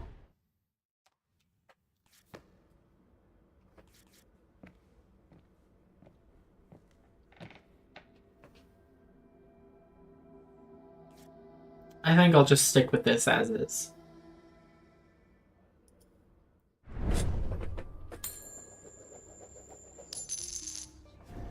Yeah, she's... Come on. Come now, display your skill. Don't mind if I do. What curse? Opponent passes priority, opponent loses 1 reserve. That's awful. Oh, okay, and she opens 3 of them. Gain Catalyzation 3, gain Sacrilege 2, lose 2 reserve per round, gain 3 Catalyze at the start of each round. The Diabolic. Legendary, cast, take 4 damage, opponent takes 4, and then we both take 4 when it fights. Unexpected. You seriously think I wouldn't even get a single hit in? You did that to yourself! Alright, I've got to figure out how to get rid of those blood curses.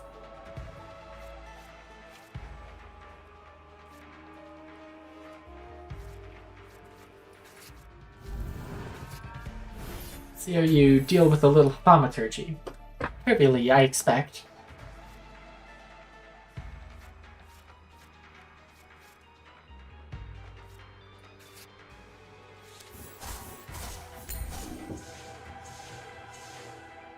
Mind's Cry. Draw with spell and lose a reserve. Cast 2 Vampirism. Whenever this spell deals damage to opponent, gain that much reserve. And she loses 2 on cast.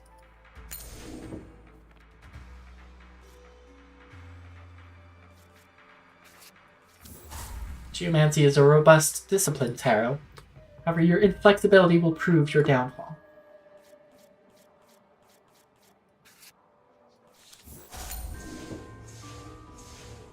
Elder Touch. Desolate Veil Transient Ignore. This spell deals damage to another spell. Destroy that spell. I mean, I assume she's going to cast it against missiles, which is going to die. Transient, or Veil. The spell is not affected by ability power changes. If the spell fights, destroy it. The spell deals no damage to rituals. Okay, so that's just removal.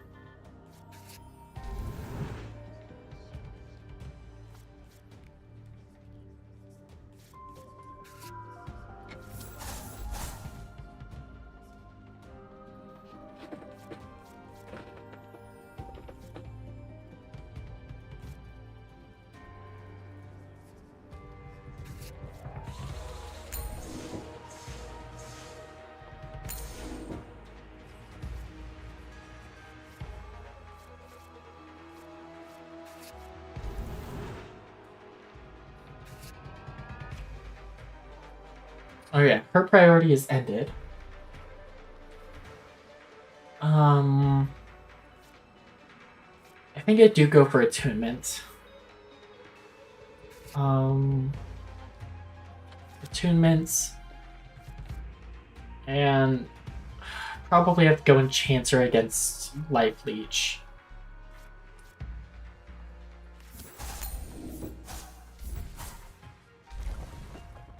Fuck, that hurt.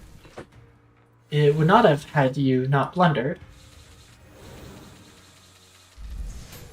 Okay, and Attunement's gonna go off at the end of this turn. I just have to keep it safe. That's part of the issue. I just have to find a way to keep it safe. Let's put Warding in front of it. Flesh Eater. Lose 3 reserve. Did you just wound yourself? Purpose in all things, Tarot. Sacromancy is no exception.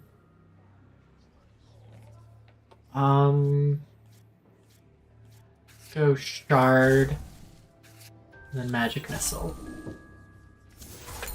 Okay, Inner Peace. I said Inner Peace. Frostwall. These teachings will not be enough to secure victory. Tell me that again in about 5 minutes.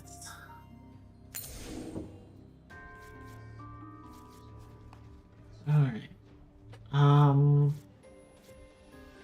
Go for Arcane Explosion.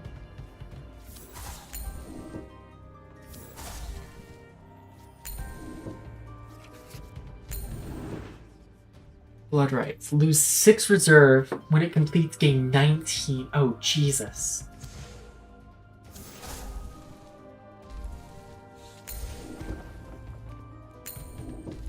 And then she's going to get that. Okay, I have to get rid of that right now. Oh, nope, never mind. That automatically completed. Oh. That's right, she gains 9 catalyze at the beginning of every round. That's... Alright.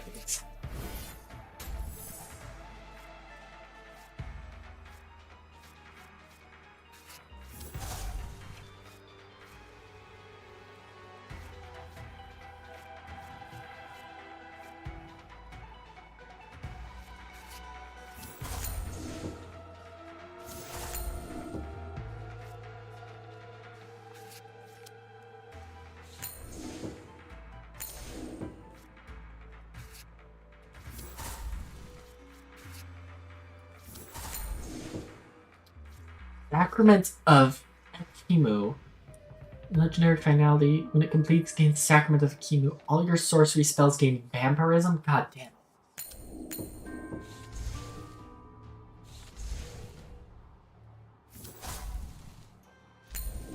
Destroyed what I conjured so easily.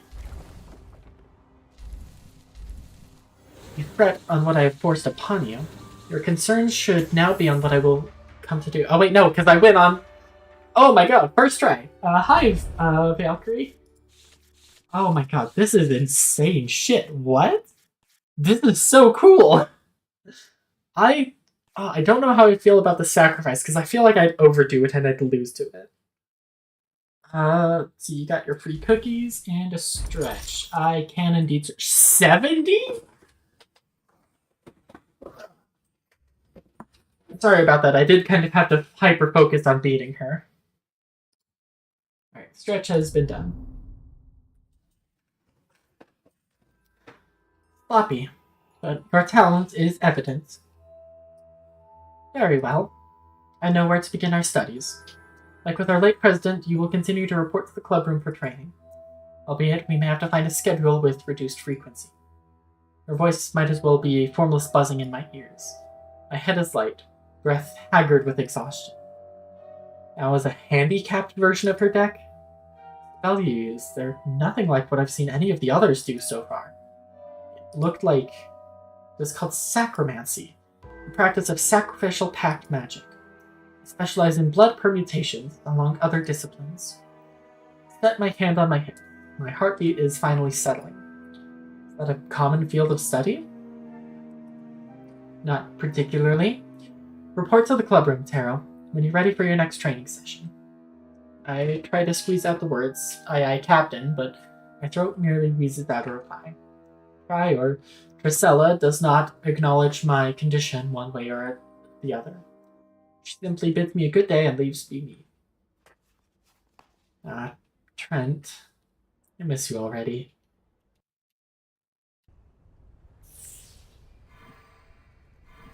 Hey, he's in the library now.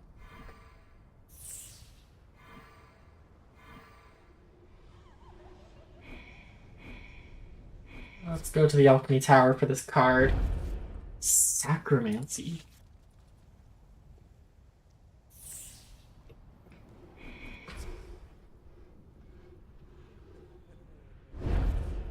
I want more geomancy stuff.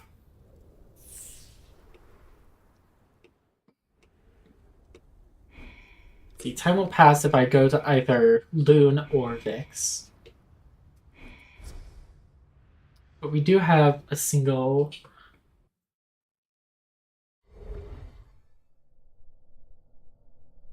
In search of strength, I slipped through the bounds of my reality to find myself and the shopkeepers. Little path sworn, I welcome thee. What's going on, shopkeeper? This one has observed thy realm through cracks of deepest shadow and freshest blood. Okay. Mine observations have aroused confusion. As such, this one would beg of thee a question. In thine realm, your kind collects miniature, domesticated felines. You mean house cats? Thy kind has removed thyself from the hierarchical order upon which organisms prey upon each other for sustenance. The food chain? Yet thou still bends to thy miniature feline's beck and call, as if warranting them sovereignty as lord and master. Yeah, I mean that basically checks out. Is there a question in there? This one believes you have sufficiently answered. Hi, Blitz. Blitz, it's terrible. You've missed a lot in the last hour and a half. Trent is fucking dead. He's gone.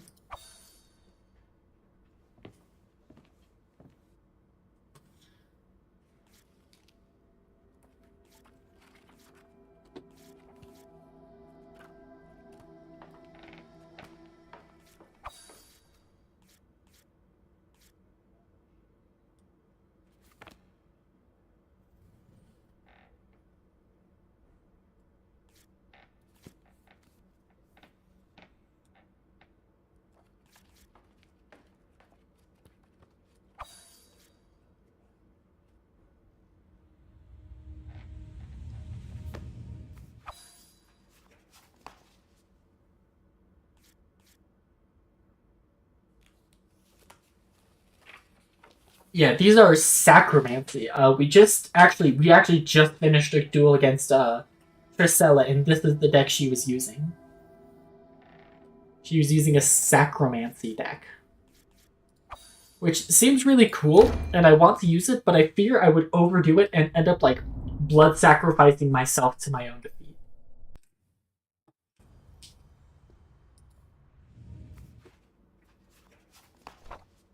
But we do have a third shard. And just for Trent's sake, I did put Quake in my deck.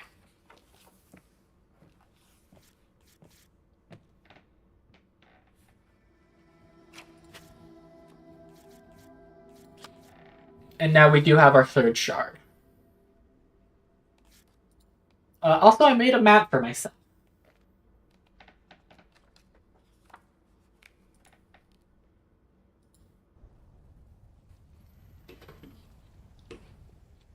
I mean, let's do this Lower West Storms, and then we've got to spend time with Lou. He's probably taking it worst of all.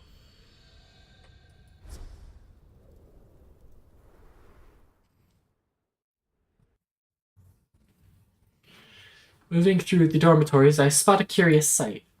Quizzle stands outside a dorm room that is firmly pressed to a wooden door, and his hands are held tight over both of his ears. In my first couple of weeks here at Glomerat, I have come to realize that finding Quizzle waiting in odd poses is actually quite ordinary. Though typically he does so near his own domain, and we are far from either his room or my own. Hey there, Quizzle, you alright? His spine strains as he reluctantly removes his hand from over his ears. Taro, Professor told me there would be no leaving, so I tried to say goodbye to wherever he is still close. Goodbye? I frown. Trent? Grizzle nods absently. I see. Yeah, he's gone. Was this his room then? He slept here when he was tired, and sometimes he would break little wooden sticks apart to eat noodles early in the morning, when most souls laid to rest. He would bring them to me in styrofoam bowls to make sure I ate. Flash him a smile. You were both late-night snackers, huh? I used to do the same thing. My parents always scolded me. But I figure I've got another 10 years or so before it starts going to my gut. Grizzle tilts his head a hair, studying my stomach like a puppy trying to ascertain the intricacies of human language. You doing okay otherwise, buddy? I tried to hear him, but there's too much noise. And the noise hurts. What do you mean, noise? It's all around him. An old pit, consuming. And the others, there scream, until they no longer know how. An unabashed terror creeps up my spine. There's been a knot in my stomach for days now, formed of guilt and little embers of ire. And once again, I feel it tighten just a little more. You mean the place where Trent is? All those screams?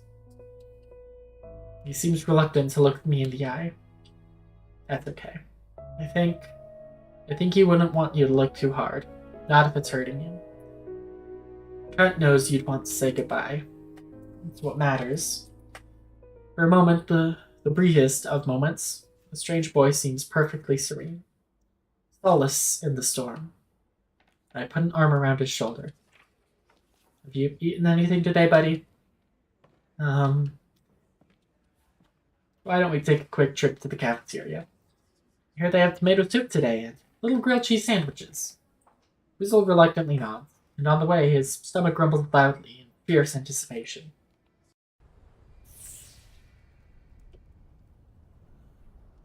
Alright. I mean, like, it's gotta be Loon, right?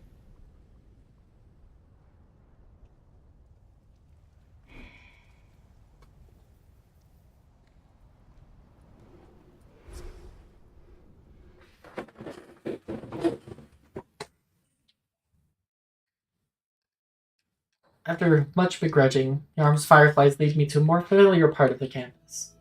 I happen across a loon in the wild. Oh, God. Jesus Christ, he is not looking good. Hey, Taro. Loon drops a makeshift slackline with which he's attached to a large dolly of some kind. The dolly is filled to the brim with unopened packages postmarked from somewhere in Wales. There are at least a dozen boxes, with a collective weight that bows his wooden trolley near to the point of breaking. Did you get a delivery? Something like that. Dark circles frame his eyes, posturing them as hollow, distant husks. Yet his usual enthusiasm doesn't abate. In fact, it seems strangely boundless. I asked my parents to forward a few items along. I count the boxes a second time. 13. You may need to review your definition of a few. What is all that anyway? Oh, well, they're psych books, actually. As in, like, psychology books? You got it. Are you telling me that even in Glomerat, Institute of the Eldritch Art is plagued with psych majors? Hey, look, psychology is a good major. You're safe there, Taro? Damn it! Which, in my opinion, is actually one of this place's biggest problems. Meaning? Glomerat doesn't have a curriculum in psychology, or in fact anything relating to mental health. And they employ no faculty or counselors with those credentials. That Yar mentioned to me there was a counselor of sorts. Yeah, that would be Joyce Ashbourne. She does keep an eye on students having trouble, but Joyce's job is really more as an advisor to the school leadership. She tells them when a student is too far gone. Too far gone? Truth is, Taro, Glomerat really only cares about dealing with students after they've sustained some kind of mental or emotional damage. Enough damage to be considered a threat. They've never really focused on the prevention of said damage, or the study of such, or even the mental health of their students at all. Besides the kids who full-on succumb to mania under their pact masters anyway. And mostly, those kids are just tossed aside, handed over to the Pale Host. Yeah, I may or may not have a bit of insight into the end results of that. Can't say I'm a fan of the current system. Current system, if you can even call it that, doesn't work. Backthorn community have their heads stuck up 100 years ago. Mental health is literally the biggest problem in our little corner of the world. Has been since the beginning. As I understand it, half the reason the Pale Host was even founded was to regulate pact sworn who go off the deep end. The Eldritch powers are hard enough to control. And that's before considering that some pact masters may just up and decide to throw their medium's mind into, I don't know, the cosmic version of a blender sometimes. At little more than a whim. That isn't the poor person tied to the entity's fault, but our methods for dealing with those circumstances, based on outdated incarceration policies. We'd be better served catching up with the times. And that's why you're reading psych books? Well, sort of. Call it informing policy. As in politics? He nods, albeit a bit shyly.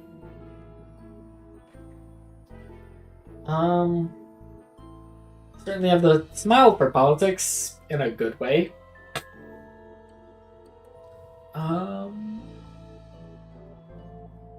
Yeah, that one. Thanks. Elections for a seat in the Pale Host are less like a popularity contest and more like a power struggle. You talking mud wrestling or not quite? Those with seats are generally either the most terrifyingly powerful practitioners of an eldritch discipline in the world, or represent a group of or a family with enough clout to be formidable in their own right. Luckily, my family is just that. I sit with that information for a moment, trying to put a positive spin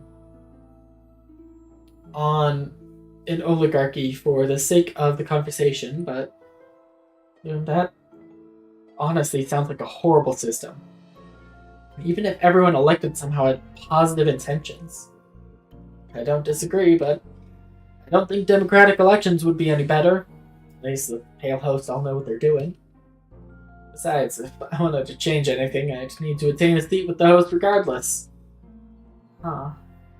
Maybe it's best to ignore the mental gymnastics going on here for just now. Well, that's certainly a hell of a dream. Yeah, a bit like reaching for the stars, I figure. Pretty tall, and I bet you could reach them with one good jump. Yeah. Oh, shucks. One supporter down, a few thousand to go. You're only counting me as one? Please. I'm fucking brimming with support, moral and otherwise. Noted. Anyway, I'm getting ahead of myself.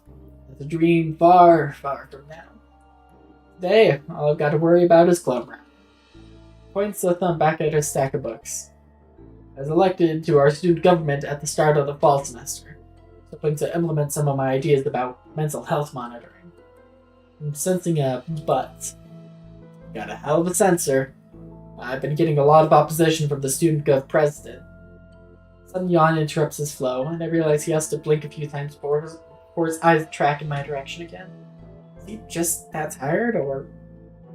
Long story short, I'm hoping if I can put together a preliminary program that's too good to deny, she'll be forced to accept it. Or, risk looking like a fool or a calloused, bitch. Yeah, I get it. Bit colder than I would have put it, but sure. Politics, they're the same everywhere. And so is the court of public opinion, apparently. Though in this case, that seems like a good thing. If you need any help with that, let me know. Not exactly swimming in activities at the moment. Mostly, my days are spent aimlessly wandering the university, hoping I don't do something to inexorably get re-incarcerated. Well, we don't want that. I'm not sure there's too much you could actually help with. No. Well, I do need some volunteers for some mental and eldritch health surveys, so let's test out. I can take a survey. There are 300 questions long. I can help you find some volunteers for a survey. The devilish glint shines in his eye. I take you up on that. How about we settle for me helping you pull this monstrous pile of books back to your room? I help him tug his big dolly of books back to the dormitories. The wheels certainly make pulling the weight of all his boxes easier, but I'd be lying if I didn't find myself wondering how Loon had been managing it on his own. The damn thing must weigh a ton. Literally. Or I really need to start working out. Loon opens his room with a magical little wave rather than his key. Suddenly wonder about dorm security once all the students have returned. That is until I remember Trent had cursed the door to turn folks into raccoons. Ta-da! Oh, and all the boxes can just go in that corner. At your command, my lord.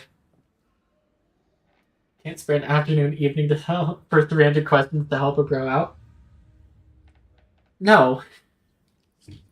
I drop the first box in the corner nearest his bed, which is when I catch a glimpse of his desk. A pile of tomes and scrolls, 2 feet high, litter its surface. A small bin hidden underneath is filled to the brim with crumpled pieces of paper. There are 3 empty mugs. Coffee, by the looks. His bed, on the other hand, looks practically untouched. Loon hauls in the next box, setting it on top of mine. Been burning the midnight oil on this project? Oh, yeah. You know how it is. Just need to get the thing done. Which will be much easier now that you've helped me with these books. When do you need to get this plan to the president by? Couple of months, I guess. Couple of months. Look, Loon, I get wanting to throw yourself into something. No, Taro! Taro, you don't bring it up! God damn it! Oh my god, Taro!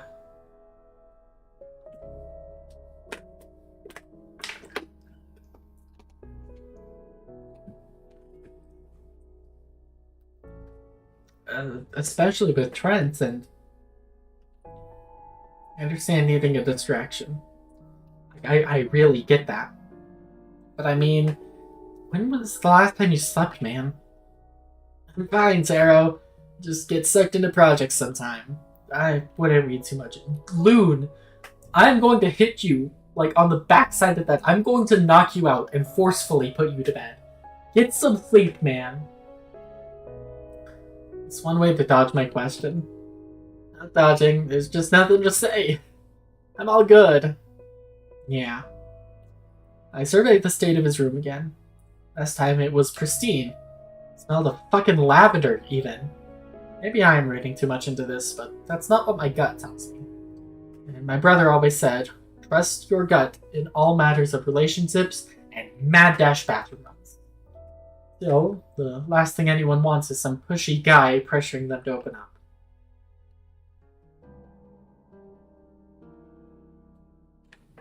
I'll lend him in here. I mean, I figured Taro knows what he's talking about because he's alluded to his brother dying multiple times. If you say so, Loon. Just, if you need to talk or anything, know that I'm around. I'm fine. Why would I need to talk? Friend of yours died? No one is fine after that. And there's nothing we could have done about it, so there's no need to feel down. Like I said, I'm good. Loon, I'm good. There's an edge to his voice that time. Almost angry. Anyway, I need to get diving into these books. It's a lot of reading. Come by again if you want to do the survey at some point, okay? Okay, Loon. Shovels me to the door all too quickly, closing it behind me. Walking back to my own room, I can't shake the look on his face, the circles under his eyes. Some people mourn better alone. Maybe it isn't my place to interject in that. But there is a feeling like stones sinking in my gut. I'll try to sleep on it. If it doesn't go away, maybe I'll check in on him again.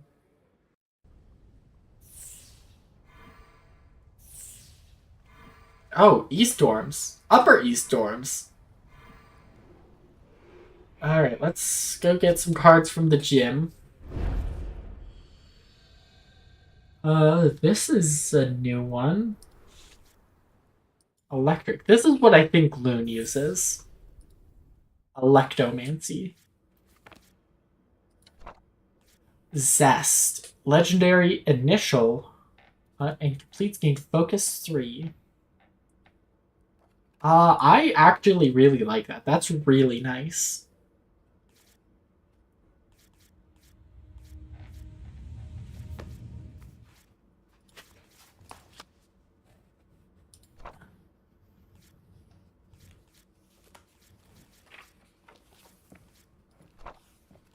And then, yeah, I've got all of these. I've got 3 blood rights already? Jesus. Very useful to have a consistent card in your deck. Yeah, no, I've got both Zest and Attunement as initial rituals. I might add a 3rd Enchanter.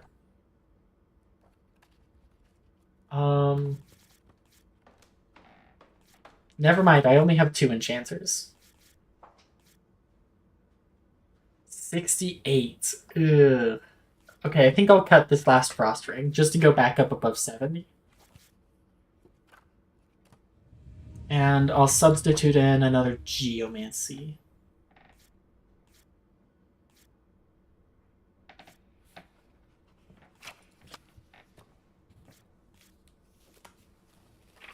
Actually, not Sandstorm. We'll have Sisyphean Curse in.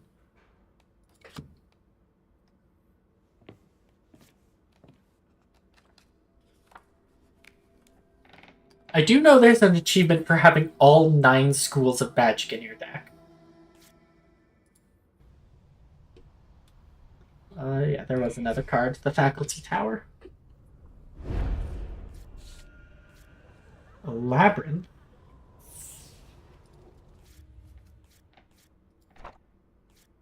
Labyrinthine curse. While opponent passes priority, opponent loses 1 energy.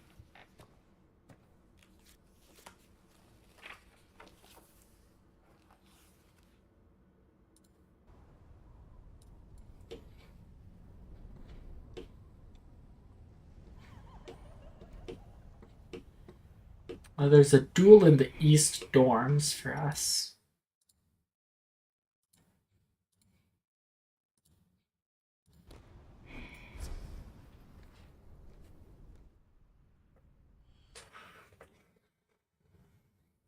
Left or right, damn you, make up your minds. Professor Yarm's fireflies glitter at my head.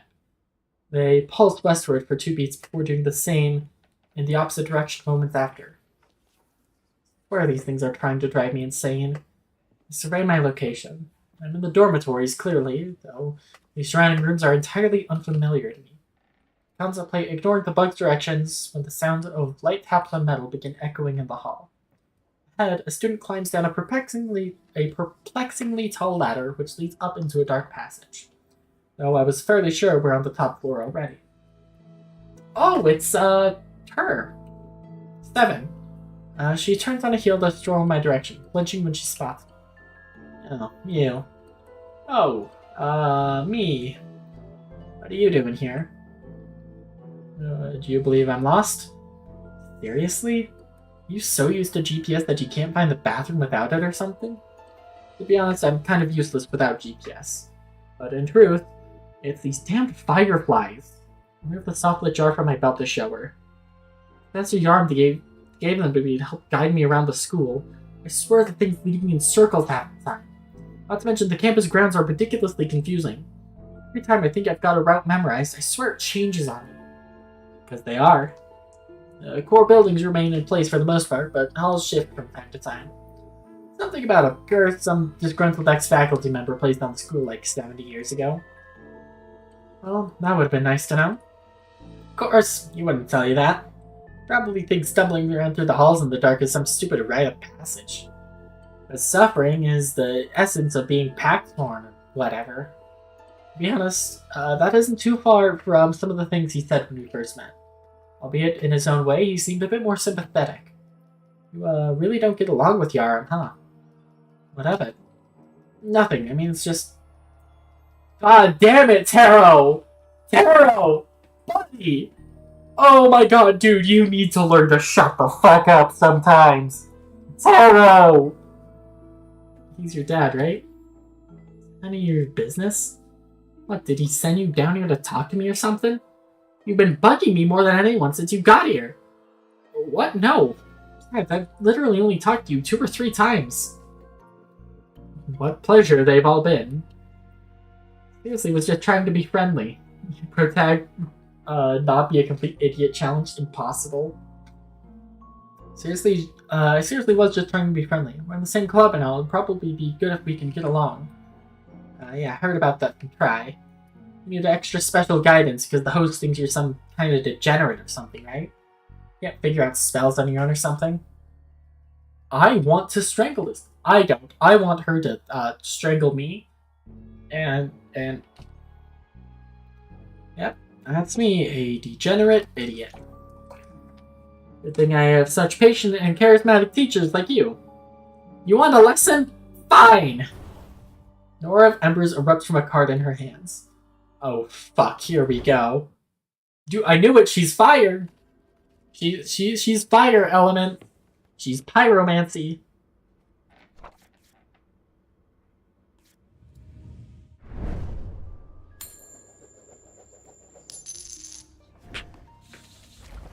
Wait, hold on, she has 84.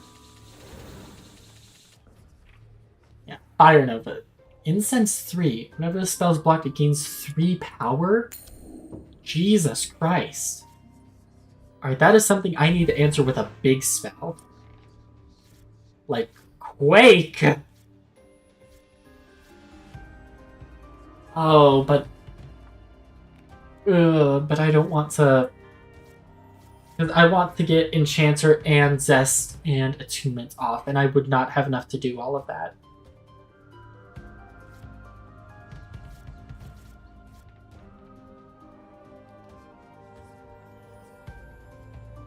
No, we gotta answer this. I've seen Evie do something similar. I'm gathering power every time I block. Difference is, I'm not a pushover. God damn, another one? Holy shit! Your shit just demands answers. And that trick with my dad? Yes, actually. No wonder it sucks so bad.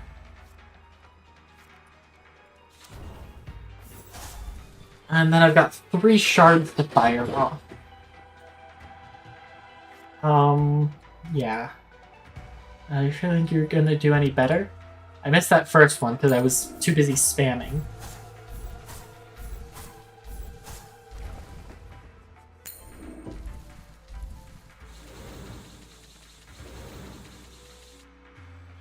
Hell, 7, can't we just relax? I don't even know why. Stop stalling! Look, I'm not intentionally stalling, I'm just bad. Thaumaturgy? Might as well curl into a ball and cry.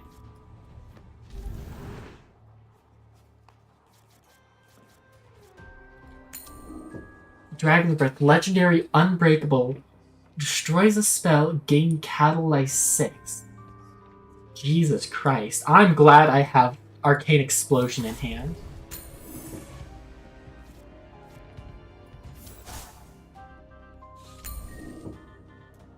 Is blocked, gain Catalyze 3.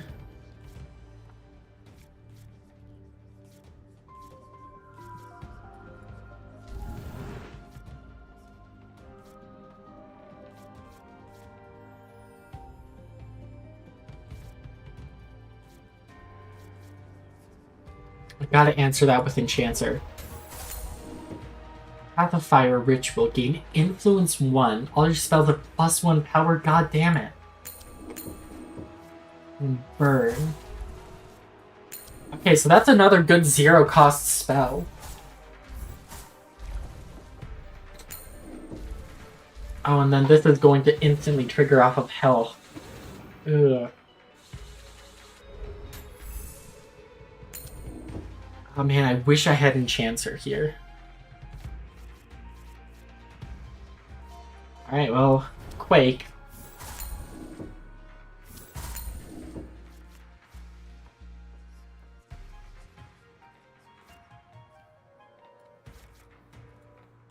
Throw my zeros.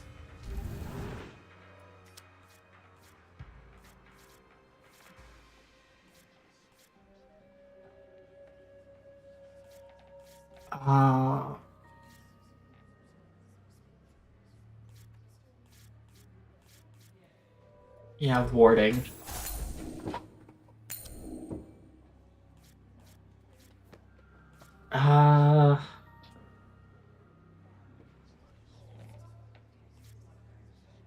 Actually, yeah, we'll pop both of these down.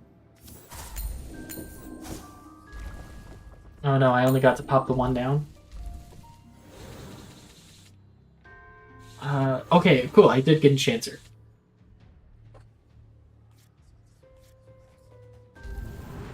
Okay.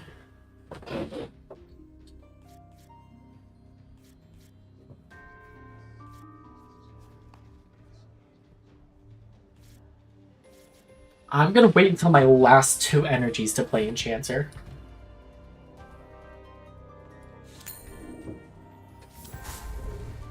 Ugh. It destroys the spell, gains Catalyze 6. God damn.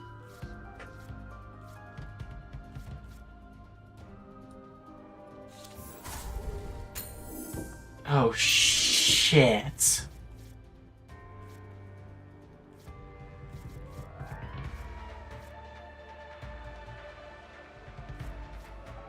Okay.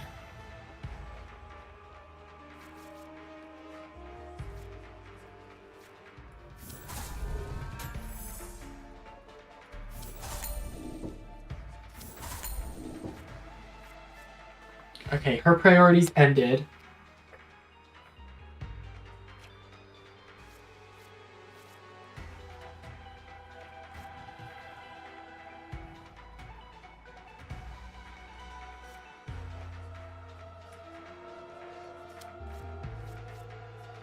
I think I just gotta take that to the face. I don't think I can remove that. Yeah, no, I can't. Um...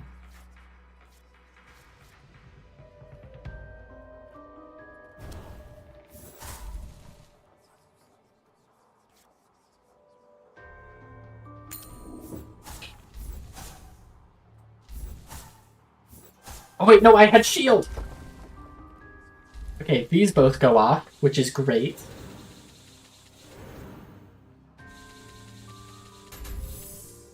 No wonder you need lessons. Doubt you'll last even another round. You know, to fight? Fine. You got one now. Okay, Fire Nova.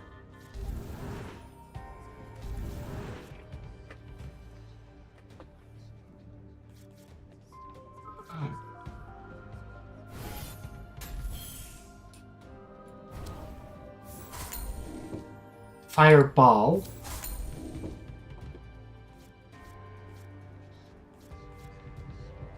I could just drop Arcane Explosion, but that would put me out of energy. I'll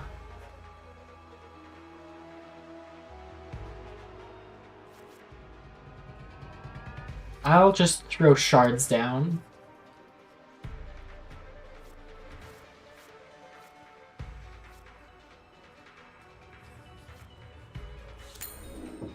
Oh good, another inner piece.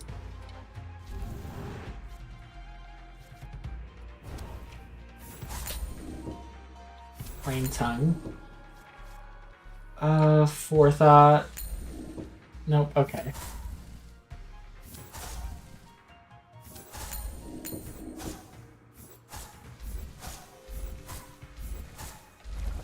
Okay. I just gotta get 3 damage on board. She only has to get 2. Shit. Okay. No, she's gotta get more, because I've got Inner Peace and Inner Peace. Let's drop this shard down. And Arcane Explosion.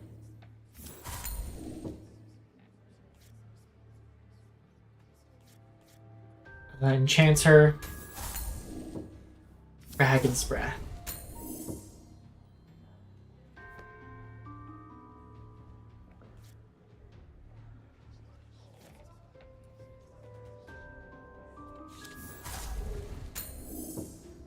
Fireball, Jesus Christ.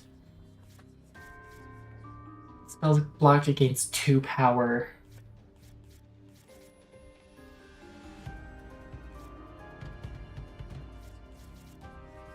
Oh my god, I need some kind of removal here. It's over? Yeah, I don't think draws are exactly a thing.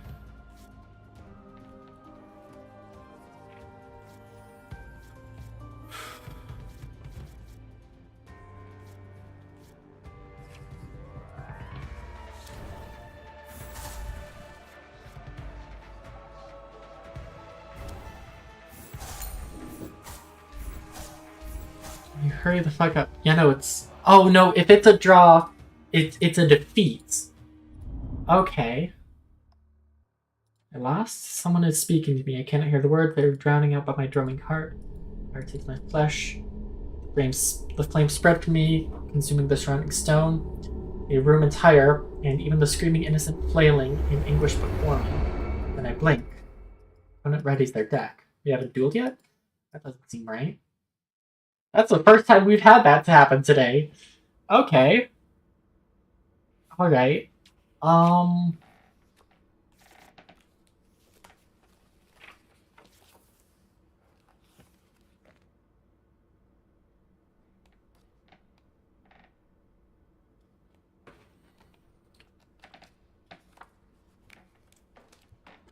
Okay, Sisyphean Curse wasn't great.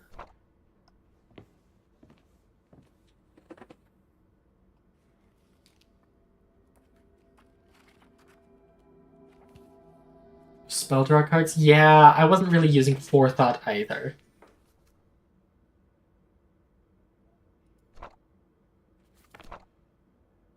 I wish I had another Enchanter. I do have another Arcane Explosion, which I absolutely need. I absolutely need to answer her spells.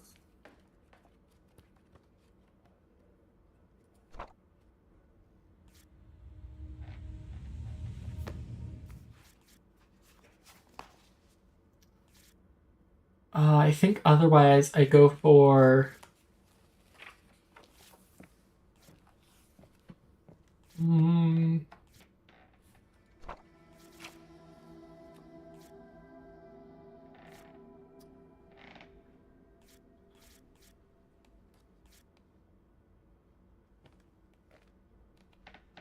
I need high power cards, yeah, but that goes without saying.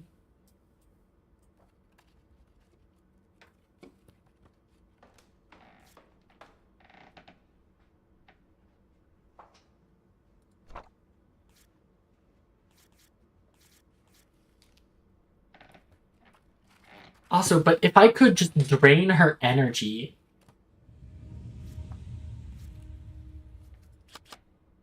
She has a very, like, high energy cost deck. So if I can drain that energy...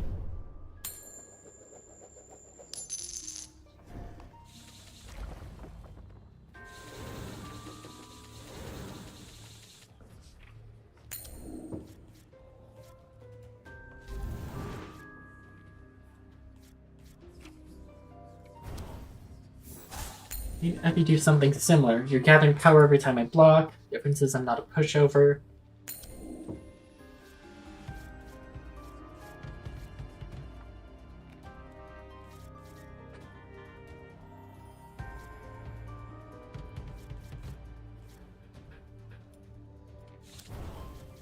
I like trick my dad. Yes, actually, it's no wonder it sucks so bad. Burn.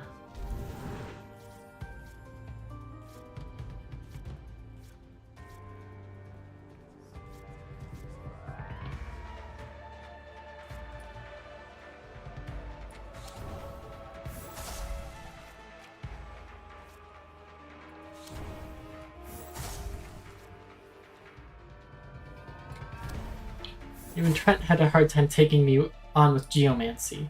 Think you're going to do any better? Oh shit, wait, no, that was a terrible idea to do there.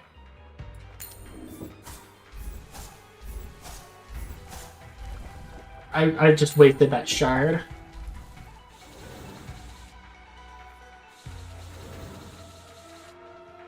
So can we just relax? I don't even know why. Stop stalling. Like, I'm not an intentional staller. I'm just really slow and stupid.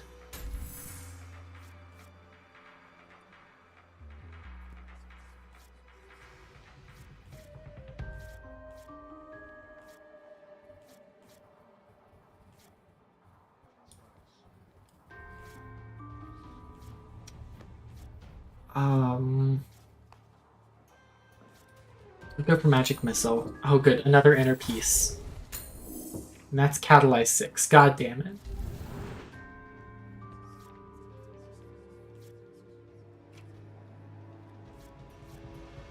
I'll go for Ritualizer here.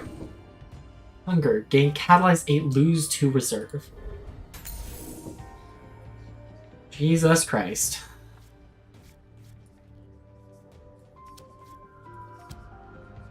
I will pass priority here. Lava Whip. Opponent gains Influence 1.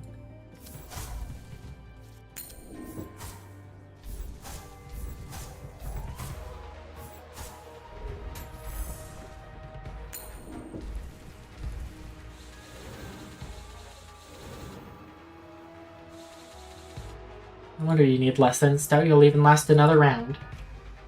You wanted to fight? Fine. Got one now. I deal 400 damage throughout the game. Okay. Okay, gain catalyze 3 when it's blocked. Yeah, well, block this, fucker. Flame Tongue. Incense 3. Reclaim. Whenever this spell goes to rest, redraw it. Your thoughts at the start of the next round. Wow. Actually, not bad.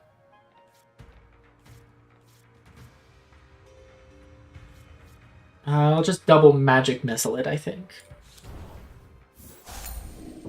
Plays are pathetic. Let's see, sportsmanship is alive and well. Fireball.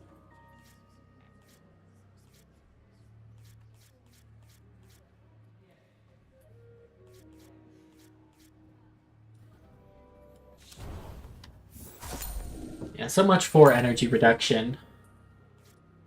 I at least have a couple of zeros in hand. Summoning Fire. Gain 3 influence when it completes.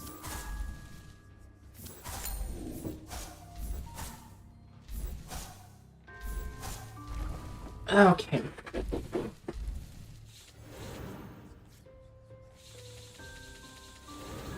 Okay, she'll have a second influence stack here, which is terrible news for me. I need to get rid of that summoning fire before it can go off.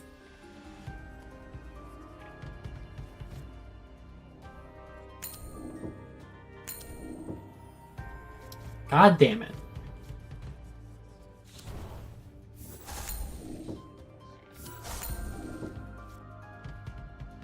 I'm gonna keep this shard, just in case she leaves it unprotected for some reason.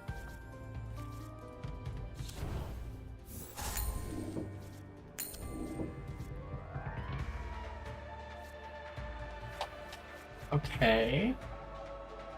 That's just shit. No, that does kill me on energy drain. Oh, that kills me on energy.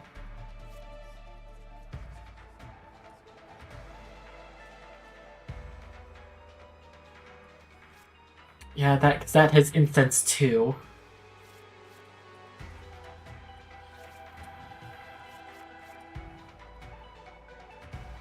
I don't know, I always die to this because I forget that energy drain is a thing.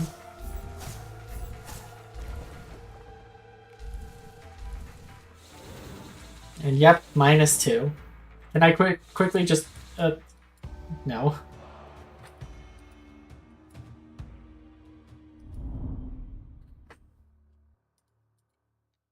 Someone speaking to me, I cannot hear the words that are drowned out by my drumming cart. Yep, this again.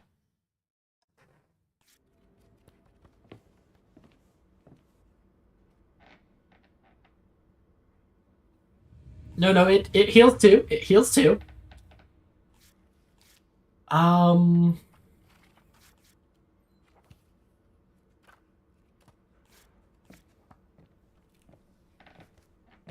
Yeah, I didn't really have an opportunity to use those.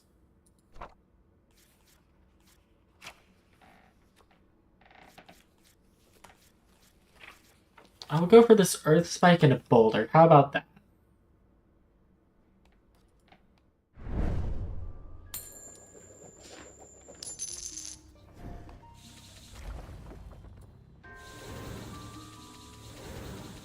I've got first priority this time, which is not great against her. We'll just go for a magic missile.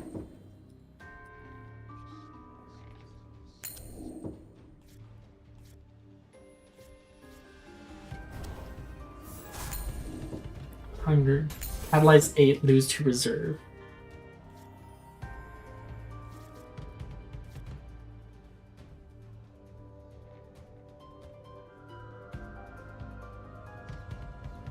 I'm hesitant to play this here in case she has an answer for it. Like Fireball.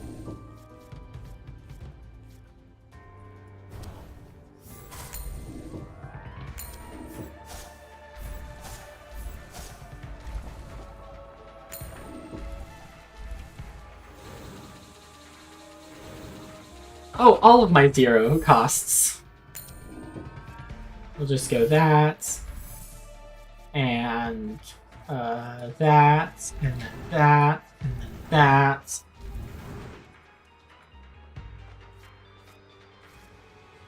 It gains Catalyze 3 on block, so that'll go up to 19. I'll block it with Magic Missile first.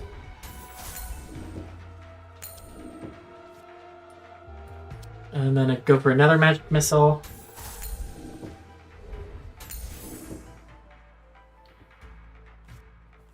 Alright.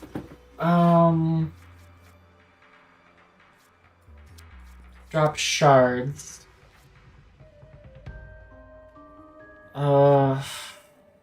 Then if you have the answer.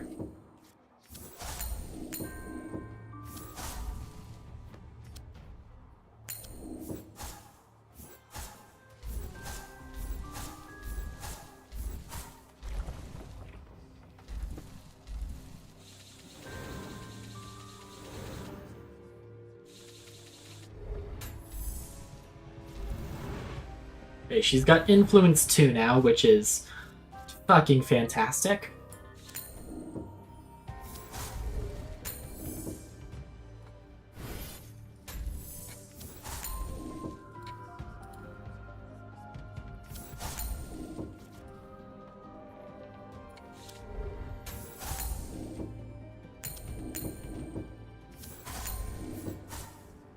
Okay, shield actually saved me from damage for once.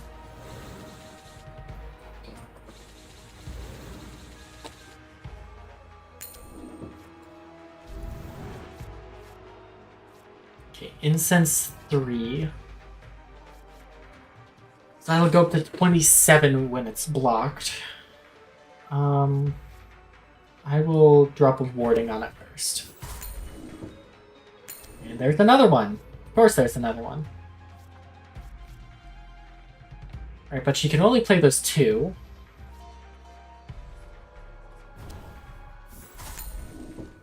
Unless she's got burns.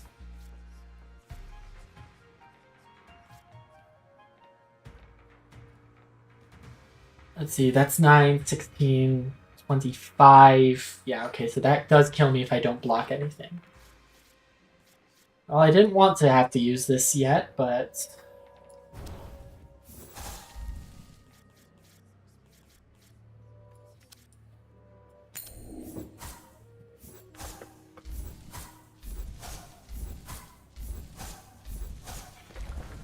Okay. Give me the heals. Yes. Inner Peace. Thank you.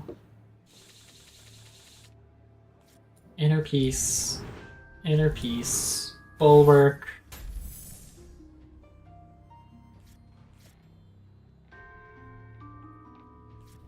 Shard. Zest.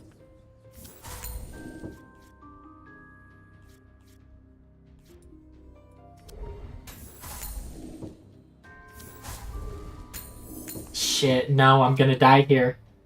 Because I burned everything on Quake.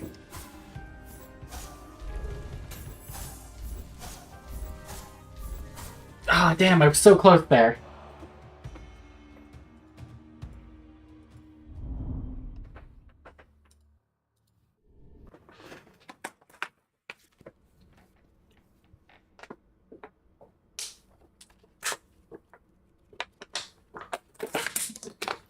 Okay.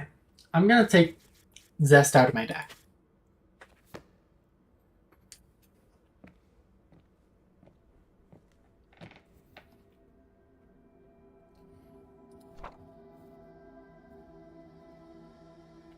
I think we're gonna stick to whatever the white one is.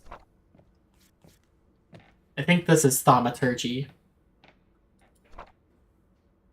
I think this is Exomancy.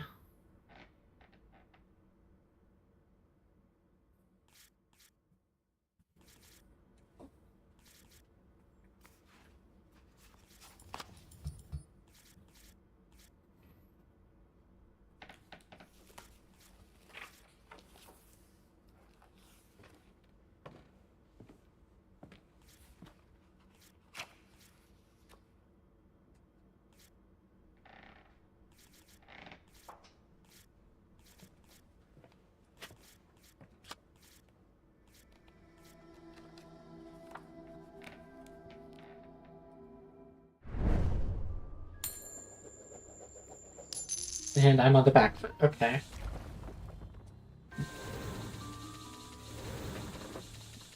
I think playing second is preferable to going first. I feel like it's more of a game of replying to what your opponent's playing rather than being proactive about playing.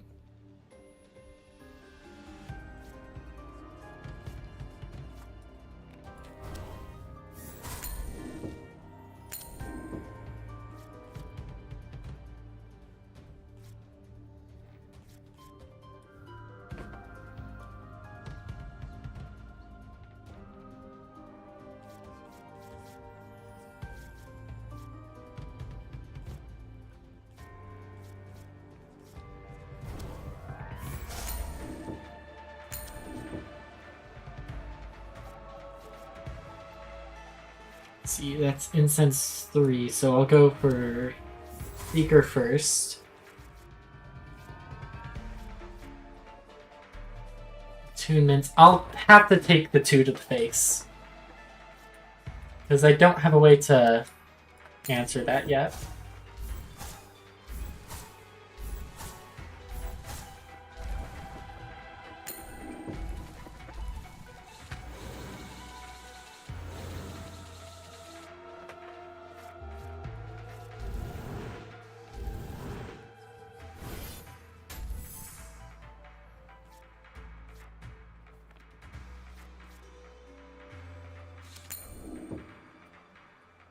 Yes, I did learn this from your dad.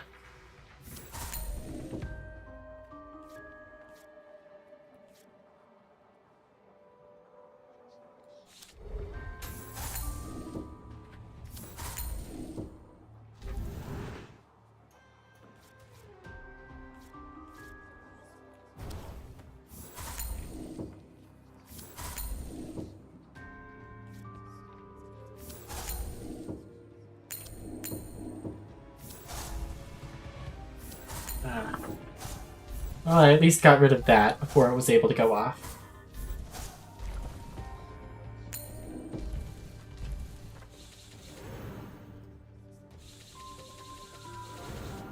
Okay, a bunch of zeros, that's great. He drops a Fire Nova instantly.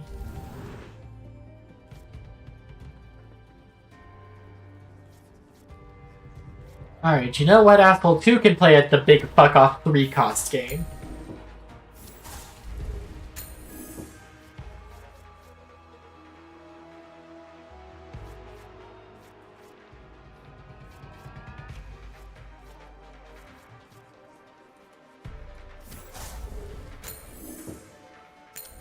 Jesus Christ, that is a 0 cost for 13. I think this is going to have to replace Shard in my deck, specifically because it has Incense 2 on it.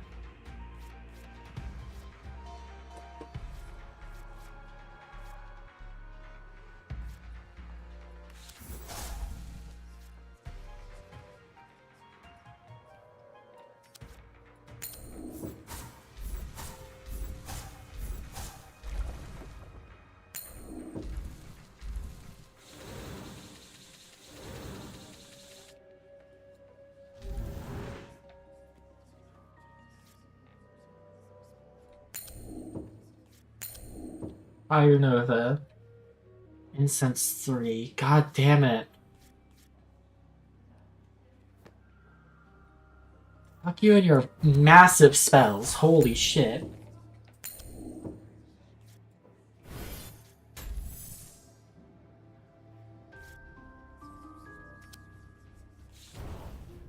Let's destroy each other. Path Fire.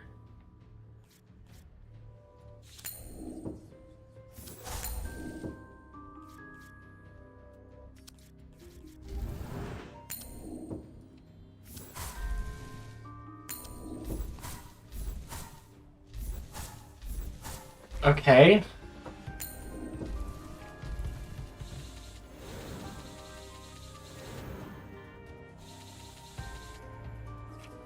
Another goddamn Fire Nova. Which has Draw Sense Fire Nova as her skill.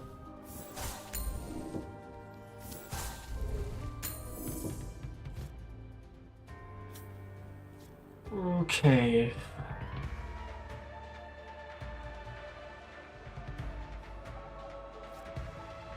I have to just throw shit against this.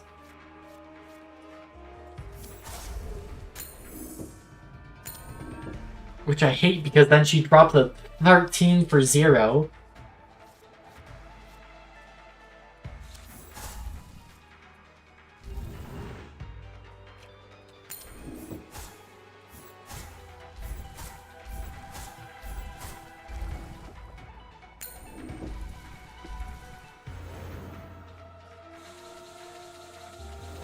Okay, we got all 3 inner pieces. That's great. You'll love to see it.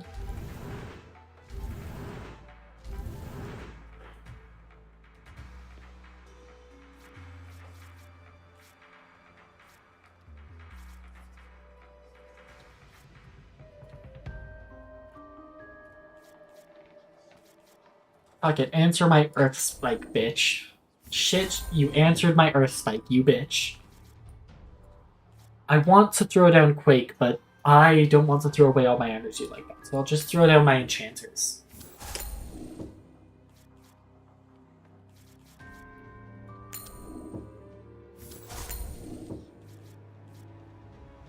Hits opponent, gains an influence. Does not have incense.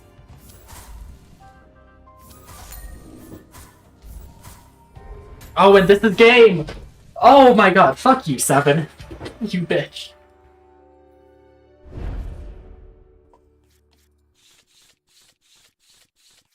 Oh, I got her legendary.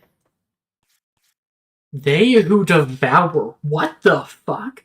Whenever this spell destroys another spell, increase the power of any allied spells named who they devour by 1 until the end of this game. Holy shit. Also, that card art goes insane. It's useless on its own, but... Oh, but I didn't get any... Damn, I didn't get any of her... what are they called? Of her 0 cost burns. That's what it was. Oh, but I did get Dragon's Breath. And 45 Minecraft Redstone Dust. I lost? Should have bet on it. Could have forced you to try being chill for 20 minutes. Not forcing me to do anything. I make my own fucking choices, okay? By the way, I see why my dad liked you enough to bring you to this miserable school now. Just like him. You can do whatever you want because you've got a little power behind your fingertips. You literally picked a fight with me. All I was trying to do was be nice and strike up a conversation. She mutters a chain of expletives under her breath and shoulders her way past me. Fucking hell, I don't think I've met anyone so dedicated to proactively burning bridges in my life. Whatever I said when I brought up her dad really struck a nerve with her, though. That's it. First chance I get, I've got to ask Yarn what the hell is going on with them. Nothing else to prevent this girl from murdering me in my sleep. Hi, Cabby. Yeah, it's been a while. As you can see, I've grown a bit.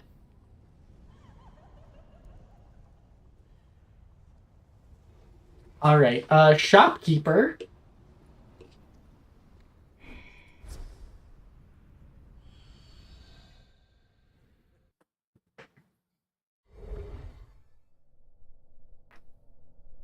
Journey to the shopkeeper's domain again. Welcome, Packsworn. Hast thou come to claim more cards of ritual power? Yeah, something like that. Then browse mine wares freely, and in turn, this one shall partake in residuals of thine essence. Sounds great, champ. I wanted to tell you, though, since you were so curious about cats last time I was here, you should know there's a little black cat in Blomrot's library. You know, if you ever wanted more subjects to observe. The shopkeeper stares back at me blankly. Thou'st mistaken, little Packsworn. None such creature exists in Glomrot's archive. Sure does. The cat's the damned librarian, even. Librarian? Ah, the Packsworn speaks of the culling beast. Indeed, this one is aware of the beast's presence in thy realm. My acquaintance with this creature originated in eons past. It's always been a wonder. How does thee satiate the beast's hunger? As one recollects in times past, thine elders locked pact one of frail constitution into thine archive with the beast. Dost tradition yet stand? I have to get back to you on that. And also consider having a very sensitive conversation with Yarum. Yeah, I've been doing my... Okay, what the fuck is this? Thought Covenants. Legendary. Draw all one energy cost spell from your resting. Yes, that costs 30, and it's a 0. Is there a 0? I cast Migraine. Sacrificial Rite. Draw 4 spells, lose 6 reserve. Healing Waves. Legendary Veil. Gain 2 reserve. Enhance opponent, gain 4 reserve.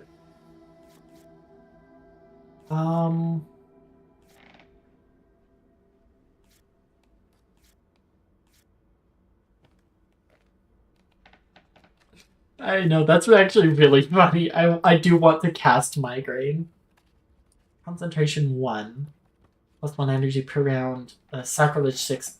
Lose 6 reserve per round. I don't like that. Opponent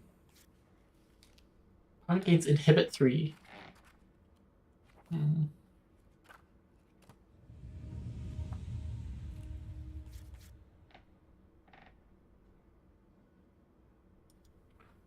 No, I think I'll just buy the 1 for now. I do want to add Migraine to my deck, though.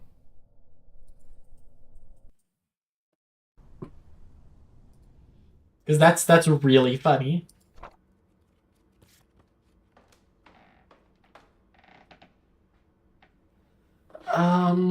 What do we drop for it?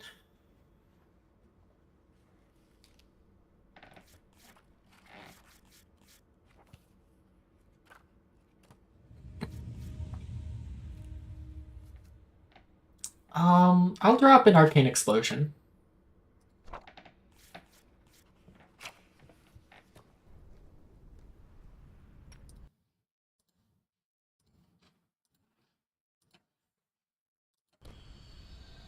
Alright. There's move forward at the club. But yeah, Upper East Dorms. We can talk to Vix. How are you holding in, Vix? Actually, before we talk to Vix, I need to go refill my water.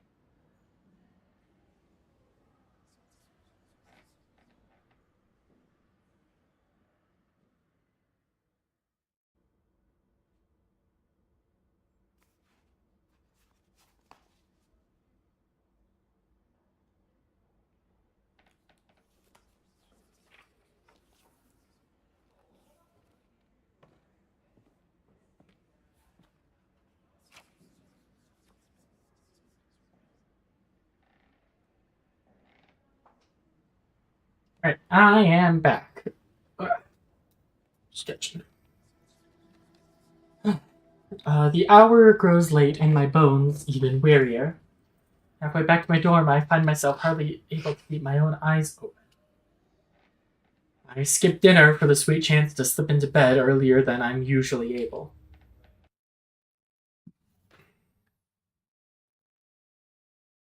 Late that night, I toss and turn feverishly in my sheets, wayfaring the blurred borders of the land of dreams and a vision of fire erupting from beneath my skin. I sit on the edge of my bed in a cold sweat, though when I wipe my forehead, I find myself nearly steaming.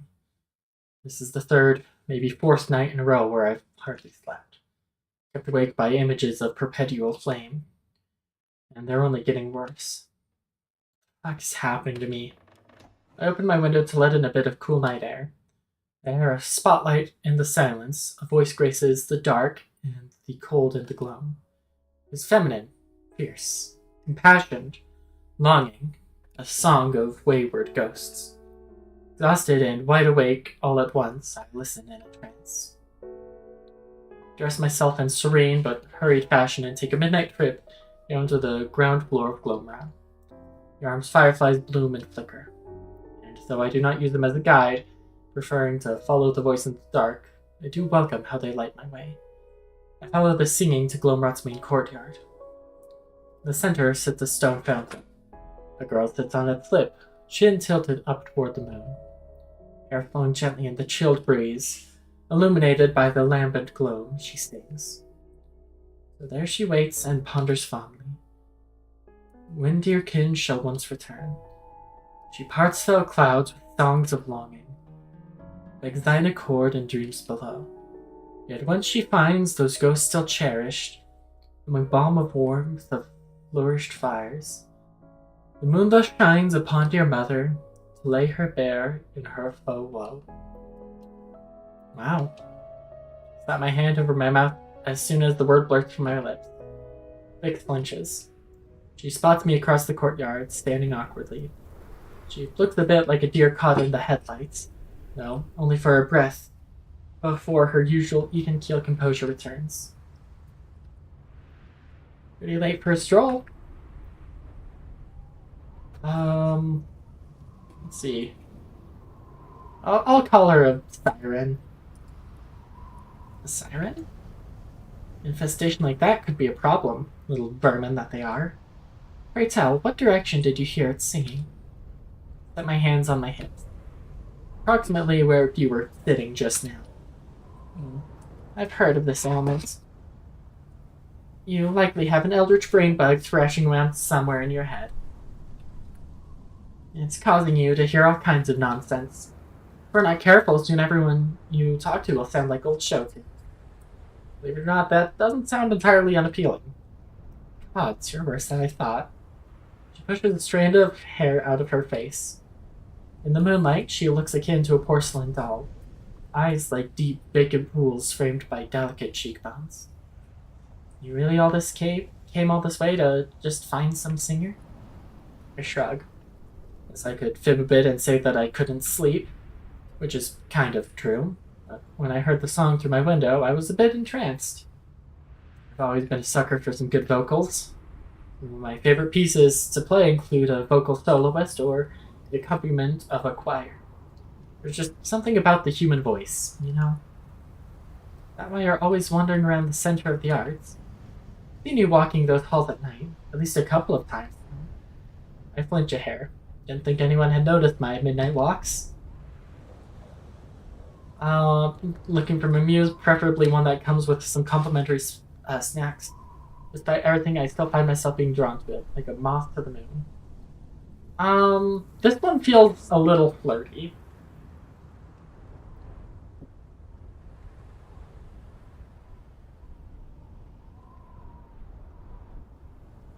I'll say this one. I tense a bit. Music, I guess. From whence comes the strange boy with all his gloom in tow? A mystery to unbox, perhaps? Or too delicate to probe with such questions? You can probe me anytime. That is certainly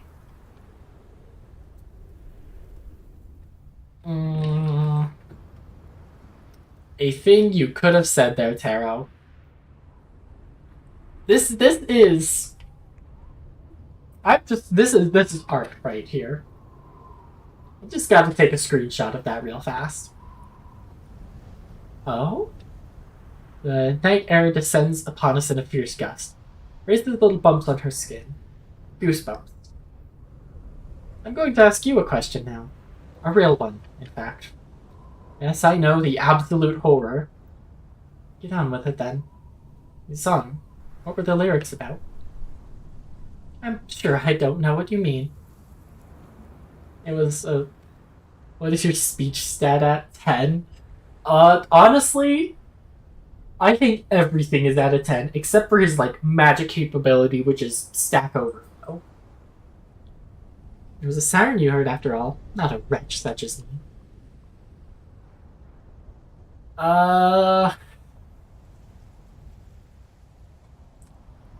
This one feels insulting, and this one feels flirty. Where is the middle friendly option?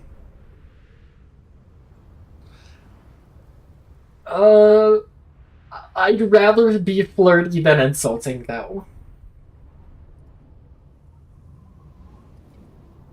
Oh, right, a siren. Maybe if I'm lucky, I'll find one romping around. I hear they like hanging about stone fountains in university courtyards. Have you tried looking around one of those? I shake my head. Cheeky, aren't you? Guess I could tell you a rumor about that song. Something I heard of a friend. Something I heard from a friend of a friend of a professor's uncle. Just a rumor. All right, let's hear it. Posture shrinks. She sinks into her sweater as if taken by the cold. Say there was a young and beautiful sea nymph who lived deep in the oceans off the coast of somewhere important, probably. She lived in a small village of a quaint bakery. My uncle who works at Konami. There are bakeries under the sea. Shush. The sea nymph grew up with only her mother to keep her company. Papa nymph, you see, had left a long time ago. Something about heading out for a pack of cigarettes. I didn't realize you could smoke underwater. Anyway, as the convenience store Papa nymph headed to was apparently very far away, Mama and daughter nymph weren't doing too well. Most nights, there was hardly anything for either of them to eat. Some nights, there was nothing at all. And then one day, the sea nymph was taken away by strange stoic nymphs in suits that claimed it was for our young nymph's own good. She was taken to a new home, one that was not, in fact, barren or over a bakery, and had food to spare. But the little sea nymph didn't care about any of that. All she wanted was her mother. The only one who'd been there for her always. And so the girl tried and tried to find Mama nymph. She searched for years, escaping her new home as many times as was needed. But no matter how many times she looked, her mother was nowhere to be found. And those strange nymphs in suits, they always dragged her back. Until she happened upon a devil. Yes, a devil at the deepest, darkest crossroads in the seas. She struck a deal with the vile creature in exchange for finding her mother. And find her she did. But when she found her, after all these years, Mama nymph was not struggling or lonely. Nor had she been searching or waiting or hoping for her little one's return. No, Mama nymph was happy, flourishing. All the little sea nymph had done, in her mother's words, was hold her mother back. Wasted years of her life, crippled her mother's dreams. The little sea nymph's departure had never been a point of pain for her mother. It had been a godsend, a chance at a better life. And the little sea nymph could hardly blame her. The little sea nymph, she came to realize, had only ever been a burden to any and everyone whose roof she slept beneath. Shift uncomfortably. This is hardly a story. It's a confessional, and a loosely veiled one at that. Worse, is that really how she feels? Oh yeah, that's the rumor I heard. And that song, about something like that. Never said it was a good song. Takes me more than a moment to think through my words. And of course, I begin to panic that I've said little to nothing for far too long. See, Nymph, got your tongue? No, just thinking that I disagree with you. Disagree? Yeah. I don't know, Vix. Maybe I've just got bad taste, but I think I'm starting to fancy that tune quite a bit. We may need to get you to the infirmary. You're clearly wrong in the head. Probably. How about in the morning? Walk over to the stone fountain and sit just beside the spot I found her singing minutes ago. Pat the stone. She makes her way to me slowly, though I believe without reluctance. I wouldn't mind looking at the moon, for just a little longer. Vix sits beside me. The night is cold and the stone touched with frost. I feel the soft heat of her cheek as she leans lightly into my shoulder to look up at Glomrath's supper moon. Neither would I. Her words are faint, barely a murmur whispered in my ear. Neither would I.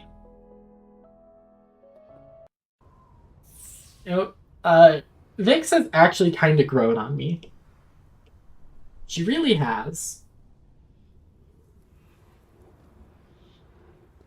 I think all that's left is the club.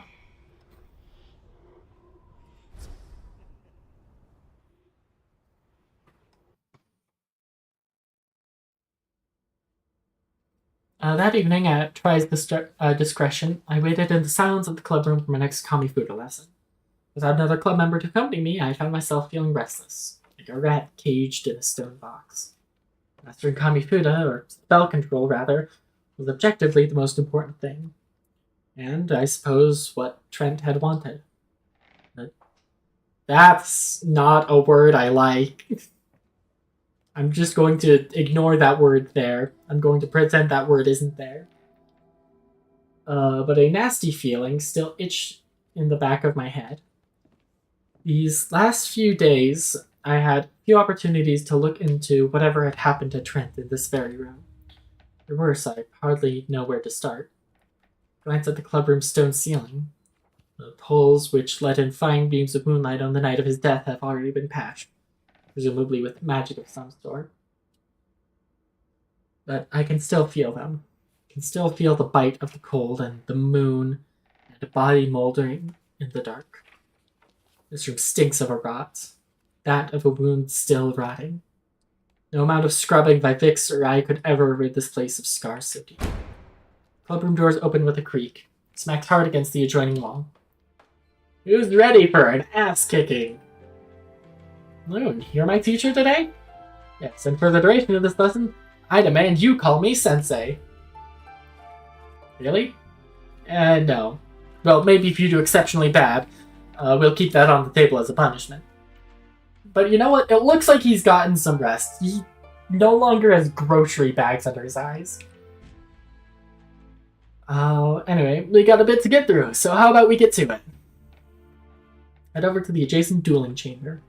Then quickly pulls out a card from the top of his deck. Today I'm going to introduce you to my specialty. Thaumaturgy. What now? Thaumaturgy. There are 9 disciplines of the Eldritch Arts Tarot, and each bear fruit to a unique kind of magic. The most common are the forces of primal magic, Eldritch arts that deal with manipulating the raw forces of the elements. Primal magic is subdivided into the study of pyromancy, geomancy, hydromancy, and surroundomancy, each named for the elements of its focus. So fire, earth, water, I guess wind then? The remaining schools are sacromancy, thanatropy, eldermancy, exomancy, and thaumaturgy. What disciplines have I been using? Well, I've only seen you duel once, against Evie on your first day. At the time, most of your deck seemed to consist of exomancy. It is probably the most prolific form of the Eldritch Arts in the Pact-Sworn world. Exomancy was specifically developed by the Institute of Verity at the direction of the Pale Host. It's kind of considered, I don't know, the most human discipline, I guess you could say. It serves very practical offensive and defensive purposes, and is generally considered one of the more straightforward schools to learn. But we're here to talk about my specialty. Thaumaturgy is the study of eldritch powers which can be utilized for protection and augmentation of an individual. Or in some cases, augmentation of a place or thing. For example, many of the powerful warding spells you'll ever come across will be some kind of thaumaturgy. In extreme cases, masters of thaumaturgy have even been known to be capable of extending their own life well beyond its natural end. Is this the part where you tell me you're actually immortal, Loon? No. That comes after dinner. But your head's in the right place. Many Pactworn have devoted themselves to the study of thaumaturgy in search of immortality. Some have even gotten close, or so the professors tell me. But enough blabbering. Bye, dojo, young grasshopper. You learn about spells as I smack you with them. Let's call it a practical spell theory. Yay me.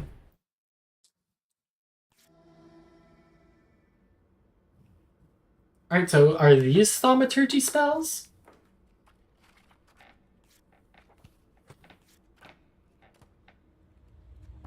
I've got 8 of the schools unlocked. I'm only missing the last one. Actually, yeah, I guess it would be thaumaturgy because of warding.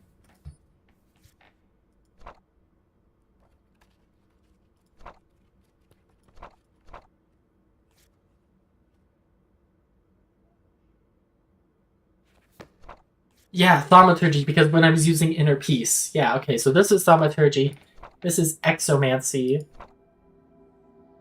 This is the electromancy. Or I guess this would be the eldermancy, maybe? Because this is pyromancy, geomancy, hydromancy, causomancy, something like that. Sacromancy. So we're still missing one.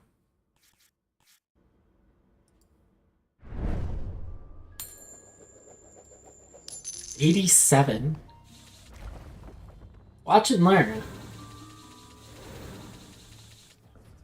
Alright. Inner peace.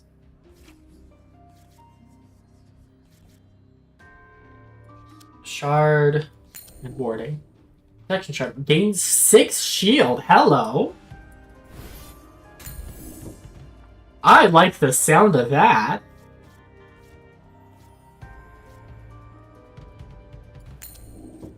Eldritch Gate costs 4. Legendary Unbreakable Obliterate. If this spell destroys another spell, that spell abandons its user. Consume 1. Cast the top 1 spells from your memory. Abandon you.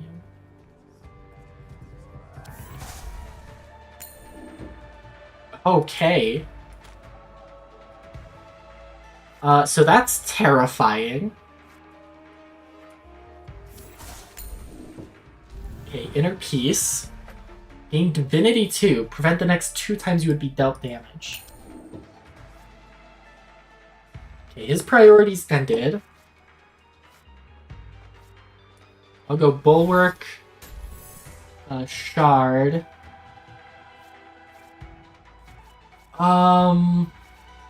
Seeker.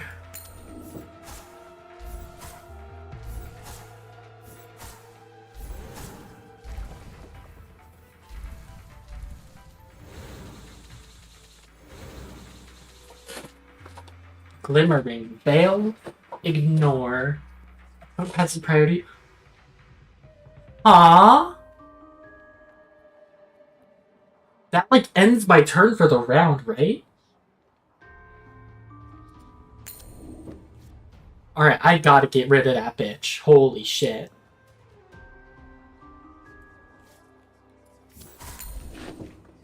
Gain 6 shield.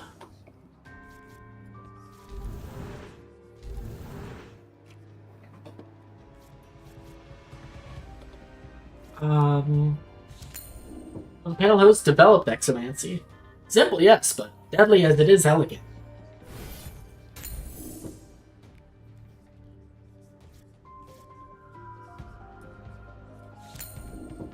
Okay, warding.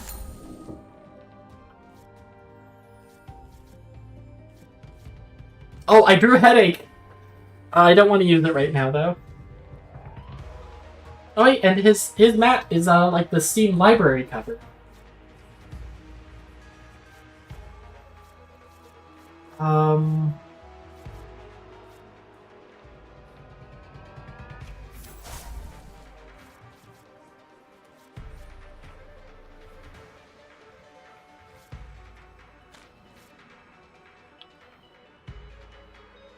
I'll go Thought Covenant. I'll cast Headache. That's all of them? Oh yeah, I guess the rest of them were in, the Abandon. Paroxysm. Hits opponent, gain Divinity 1. I don't have anything that can get over that.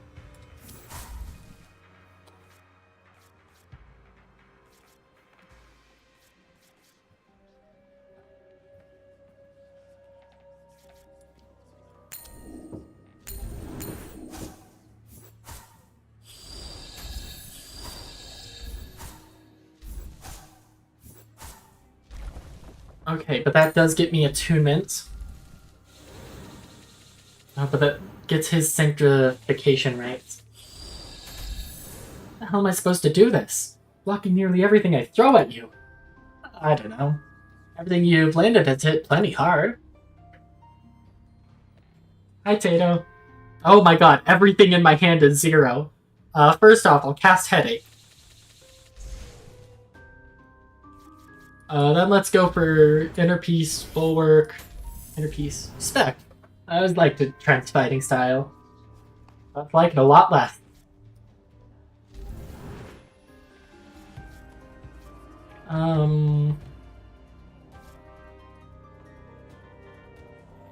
Before I go Attunement, I'll go Shard, Attunement. Okay, Glimmer Ring. We gotta answer Glimmer Ring. Inner Peace. Paroxysm.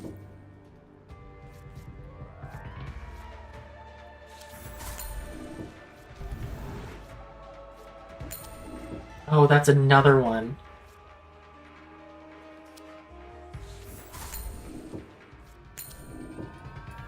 Okay, his priorities ended.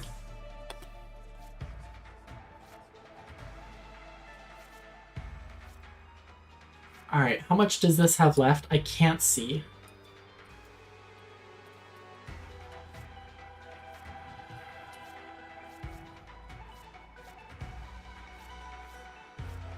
Alright, so I'll throw Seeker, and then Enchanter at it.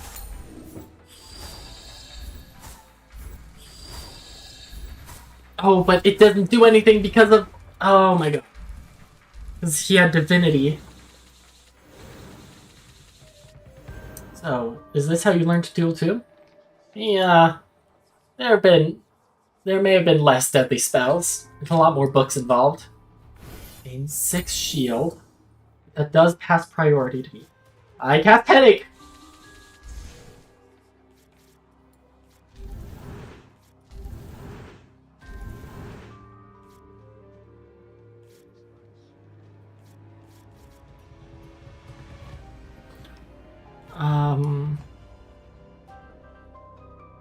And so I'll start throwing shards at him. Oh, that's the Obliterator. Shit.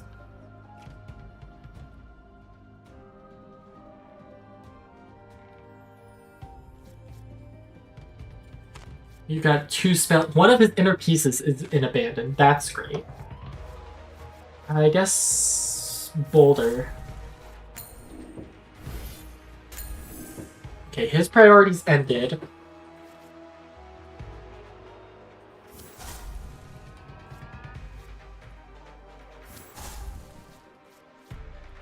Okay, but he does have 12 shield. Which actually these 3 knock out. Okay, then I'll just drop Enchanter.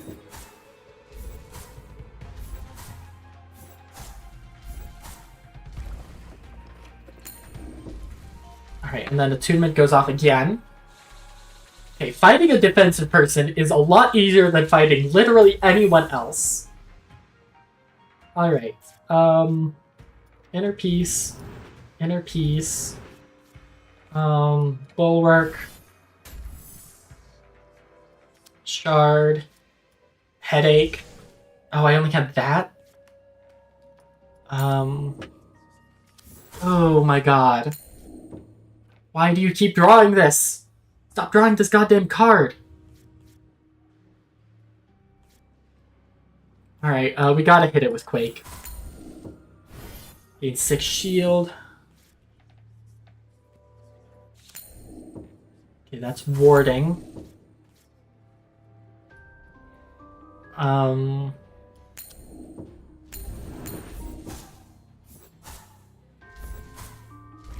Okay, but that pays for a 3rd attunement.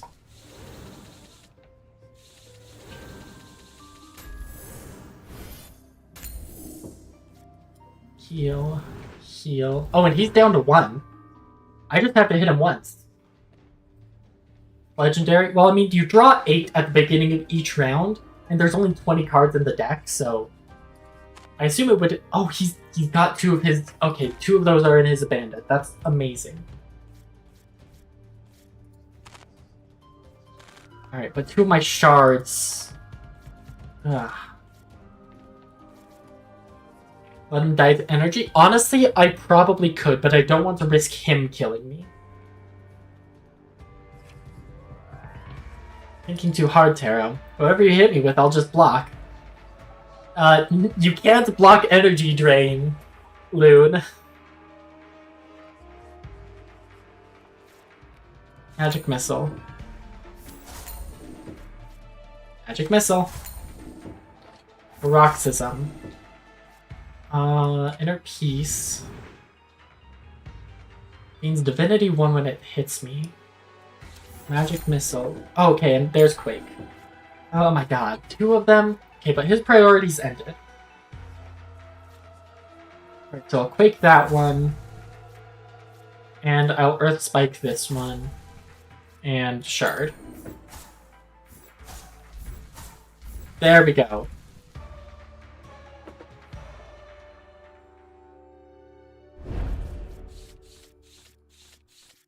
Oh my god, hell yes.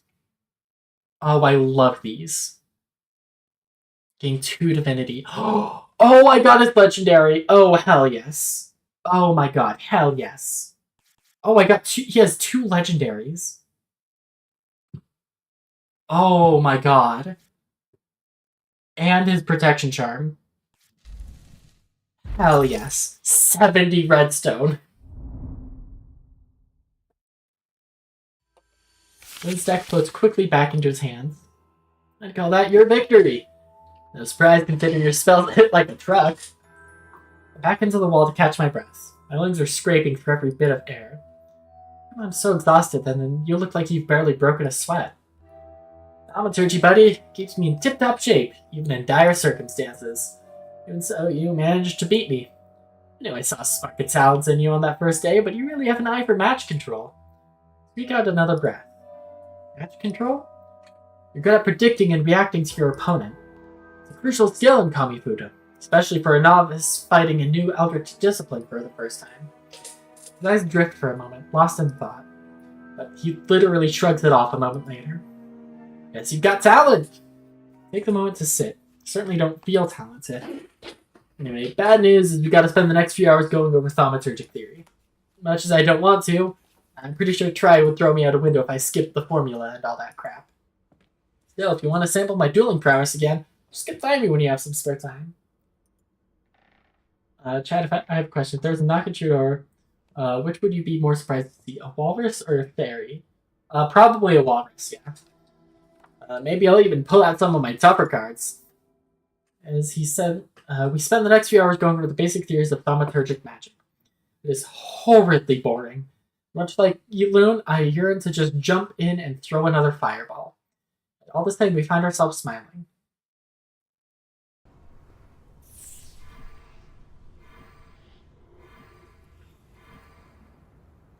Alright, Great Hall, give me a card. Let's go for another Electro card. A 0 cost, hello.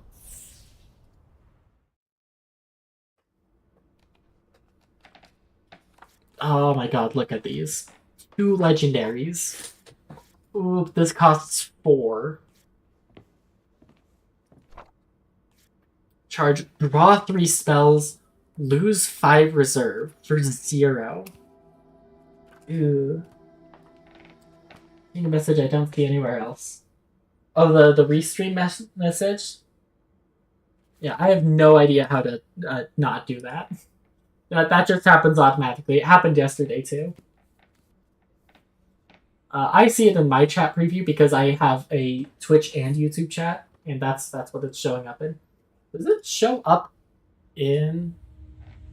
Oh no, it doesn't show up in the chat boxes. Huh, neat.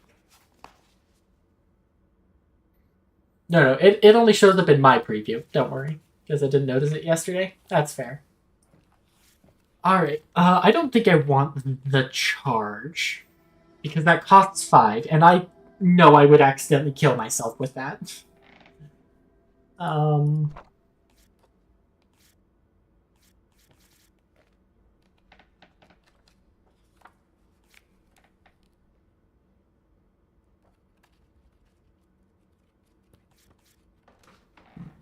I do want this Eldritch Gate. Because this is so assholishly large. And it's like, it demands an answer. I think I'll take out Earth Spike for this.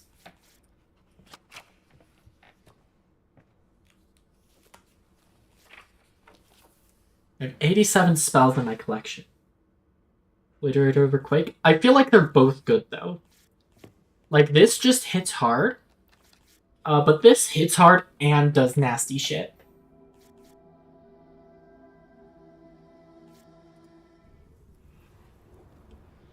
Okay, West Storms. KAMIFUDA Club. Can I just go there and fight Loon again? Alchemy Tower. Let's go for Thaumaturge. Nice. That's the ritual, I think. Purification Rites. Legendary. Whenever you take damage, gain 1 reserve. That's really good. That's a really good ritual.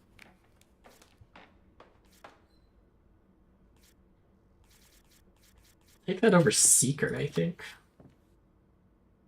And because I already have Thaumaturgy in my deck, I'm not losing any extra life for putting these in.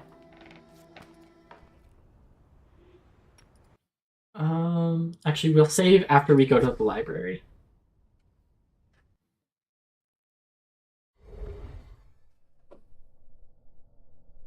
Seek the shopkeeper again. For KAMIFUDA cards, yes, but also to ask a question that's been needling at me.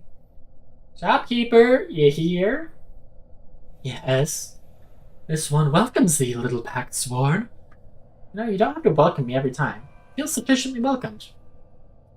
Do not such behavior prove uncourteous of myself? Moons of study on thine realm have informed me of my decorum. Would not have mine guessed its comforted. You know what? Don't worry about it. I did have a question for you. Say that I found an old book. A book written in a dead Eldritch language. Well, dead to us, anyway. Would you be able to translate it for me? Mine prowess reach beyond thy comprehension, little Paxwell. 'Tis an easy favor to provide. Really? Great. Indeed, this one appreciates thine company.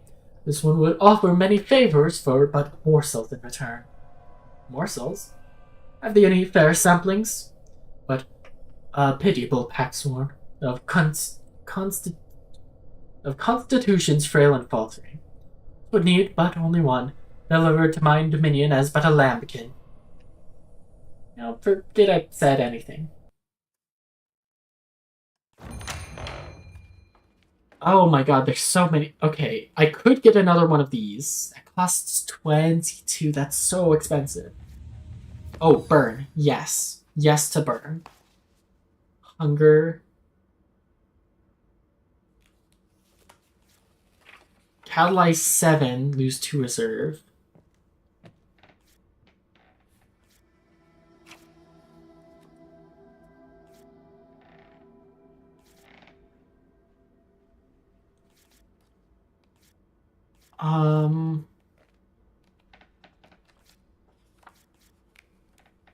I'll grab another They Who Devour.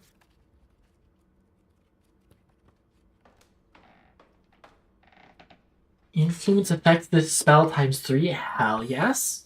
Let's pick up these spells that give influence. Alright, I think the main thing I want my deck to be is Thaumaturge and Pyromancy.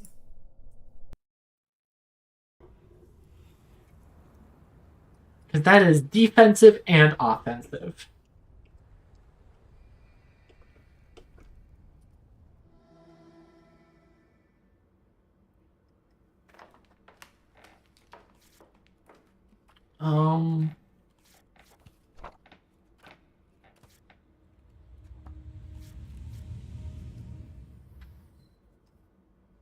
I'll wait until I have 3 burns, though, to do that.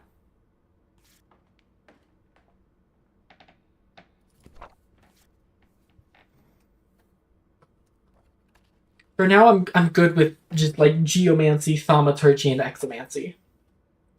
Honestly, I think I'm good with my deck as is right now. Gonna go Noit. Have fun noiting. Drink.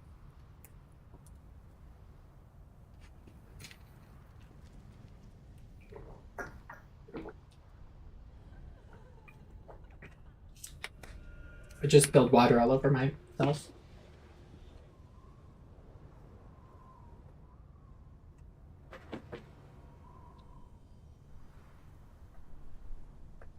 Okay.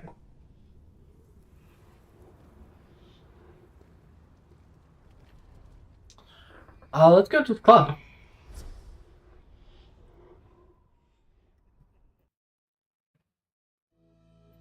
Later on, I decided to track down Loon again.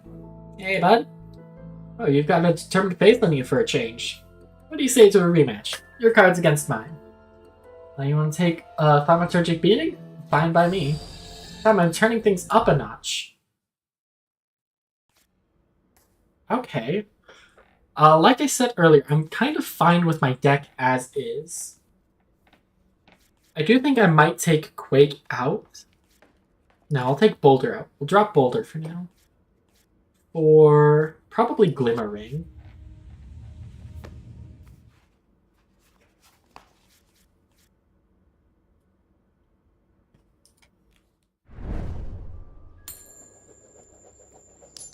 Okay, I'm on the back foot this time. He's got 88 health now. Delay, abandon, cast. Opponent gains inhibit 9.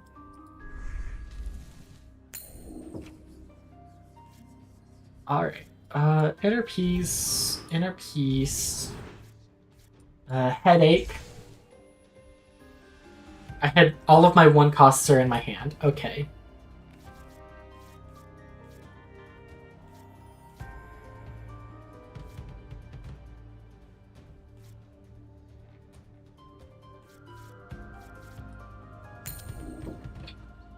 Freeze Strike 7. Before fighting with an opponent's sorcery, the spell deals 7 damage to that spell.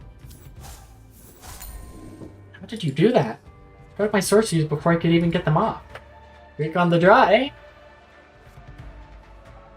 Alright. Let's lower this inhibit.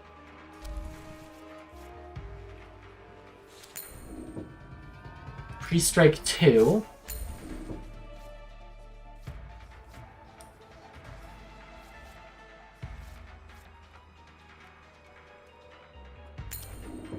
Chainline. Pre-strike 5. Transient. Spell fights. Destroy it. Copy this spell on all your empty lanes. I want that spell. Yeah, okay, he is using electric stuff now. Okay.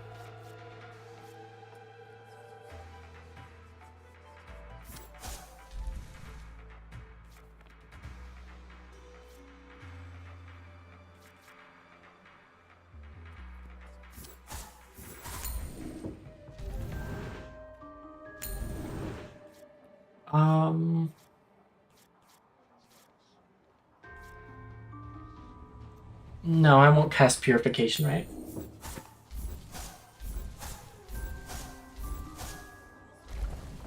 Okay, then I'll gain attunement because of the energy. Thought you were going to teach me about thaumaturgy. Don't you see? I am. Ceranomancy is fast, faster than most other disciplines. Paired with a thaumaturgic defense beautifully. Your deck should rarely be a silo tarot. You'll find your strength in syncing different Eldritch schools.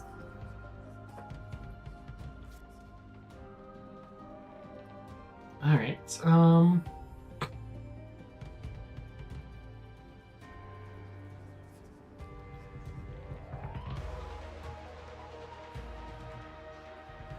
wait, I lose 2 energy when opponent passes priority. Okay.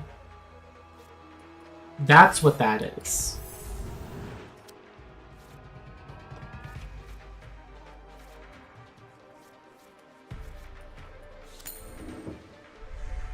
Alright.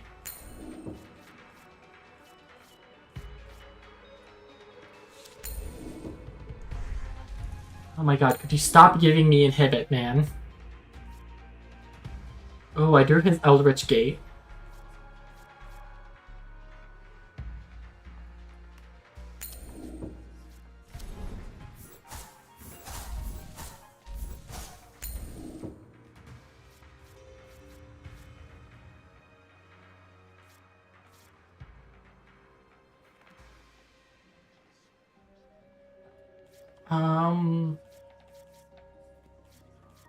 I'll go for Quake.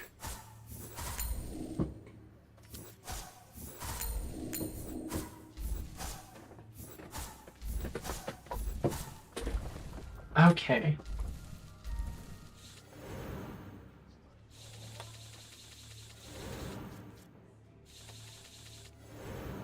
Okay, Chain Lightning.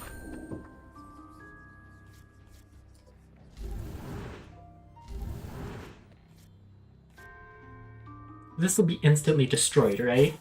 Yeah, because that's free strike 5. Okay. I'll go Headache.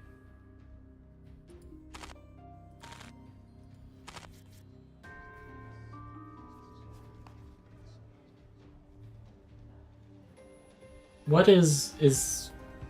Oh! No, resting is okay.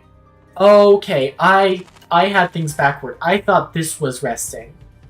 No, this is resting. Resting is the stuff I've already used. Okay. I had things backwards.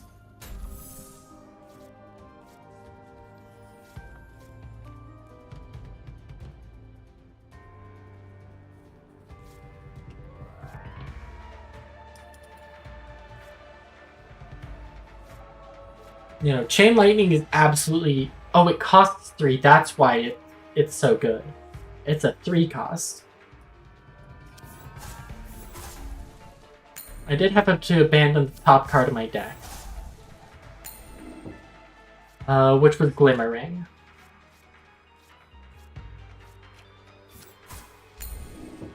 Sanctification Rites.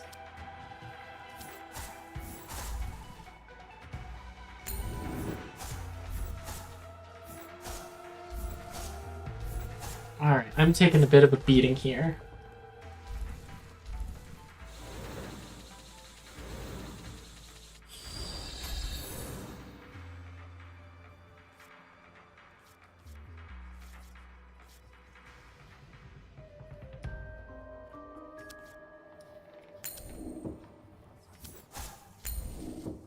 Pre-strike 2.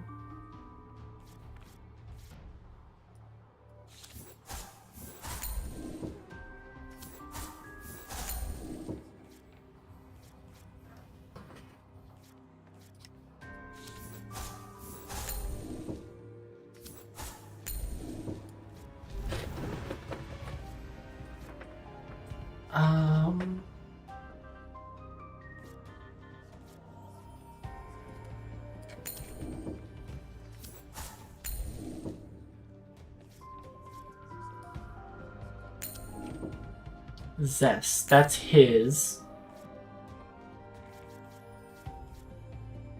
Okay, so he's giving me an option here to let his go through. Or to ensure mine do. I'm gonna ensure mine do.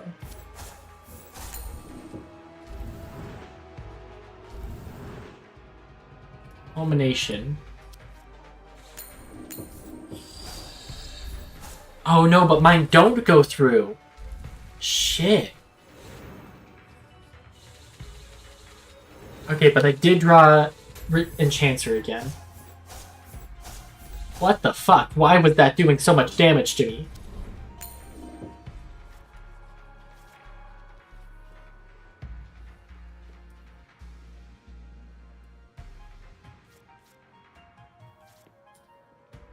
Alright.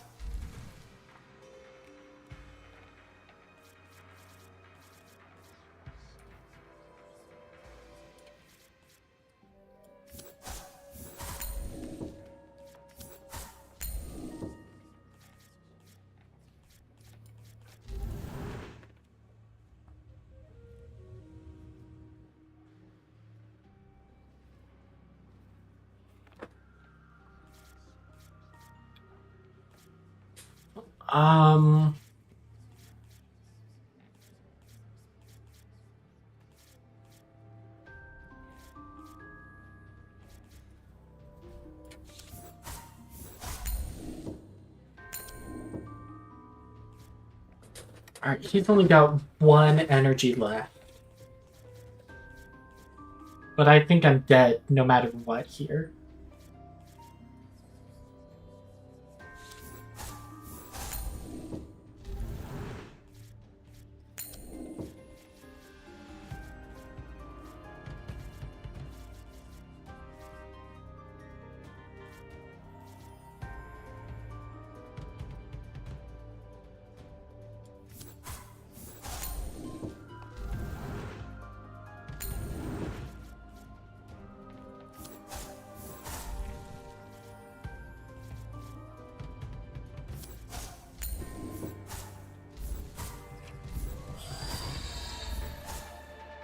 Dead on energy, or when he hits.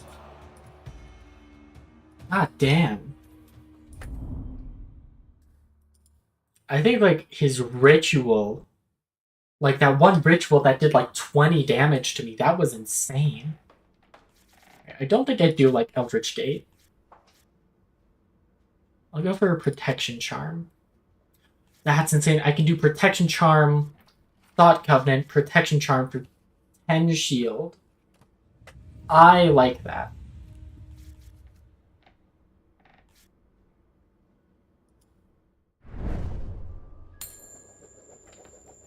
Yeah. Shards aren't really going to be doing much for us here.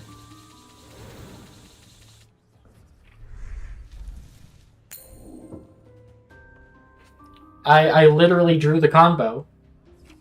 I actually drew the combo.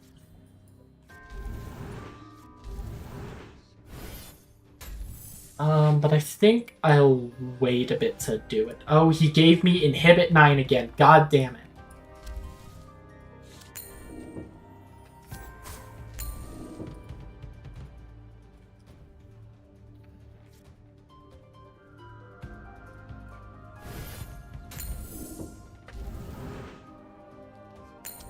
Okay, that's his ritual.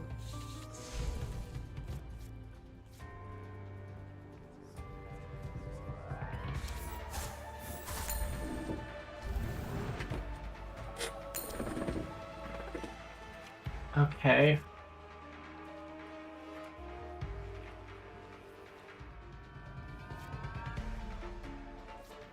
Yeah, I do think I've got to remove the shards here. Especially with all his pre-strikes.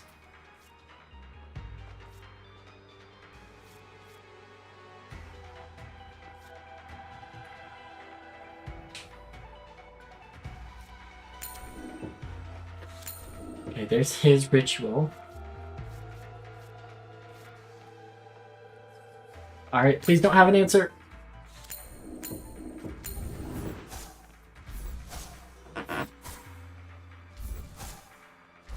Alright, there we go. We got attunement off.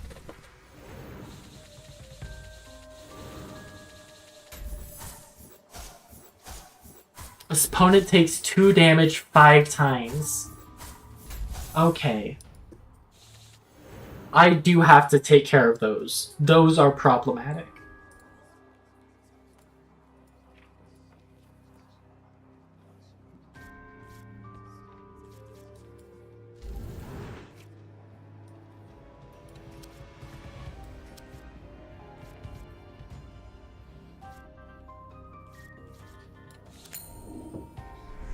Okay, there's another inhibit 9. Now notice the map.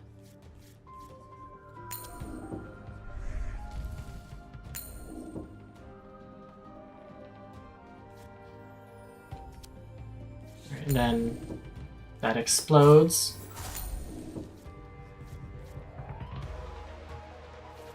Strike 7, that...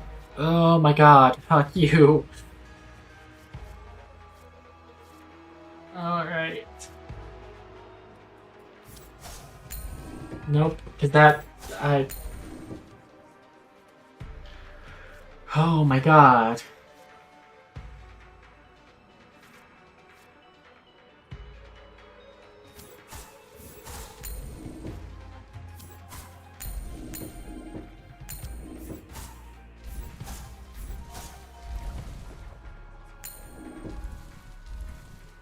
Yeah, I hate pre-strike now, but when I use it, it's gonna be good. When I use pre-strike, it's a good ability. When he uses pre-strike, it's a terrible garbage ability that should not be in the game.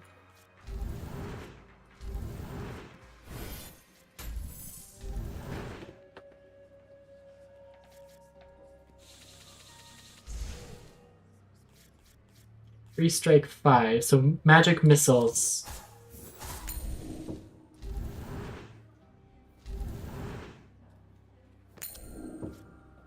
Pre-strike 7. I'll shock you!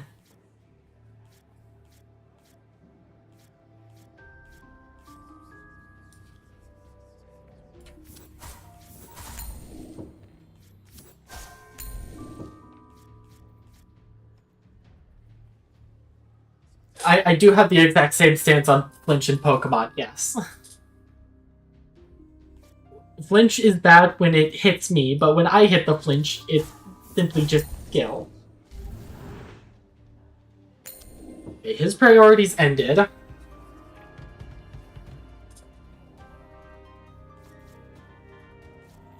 Restrike 7.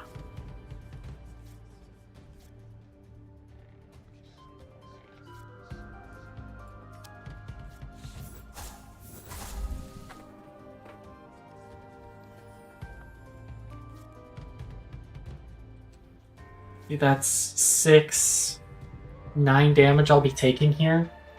It'll be worth it to get the attunement off again.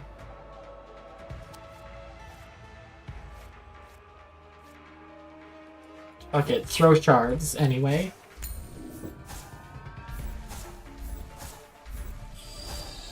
Nope, never mind, it doesn't go off because he has Divinity! Oh, I forgot about Divinity!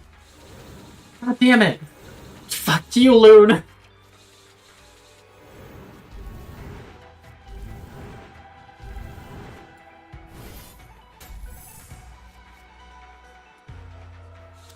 Fuck Divinity.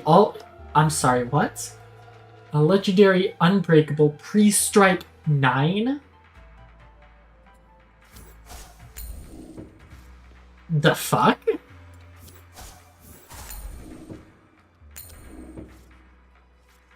Pre-strike 9 is insane. What the shit, dude?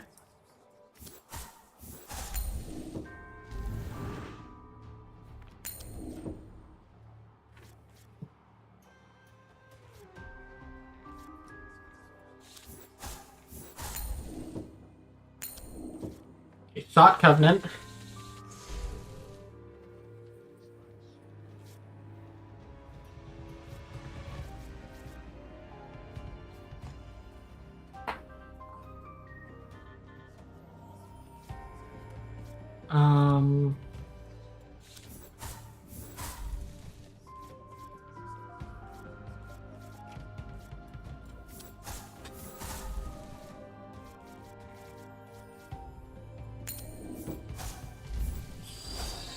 Okay. There we go. Alright. I'm about to get this other attunement off. For real this time.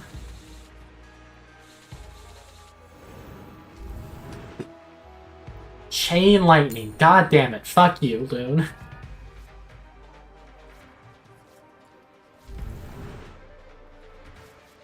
Pre-strike 5.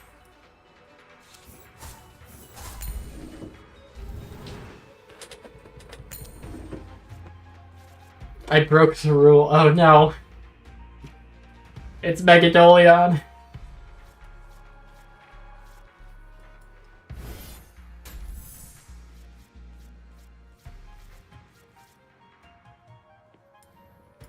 Arcane Explosion.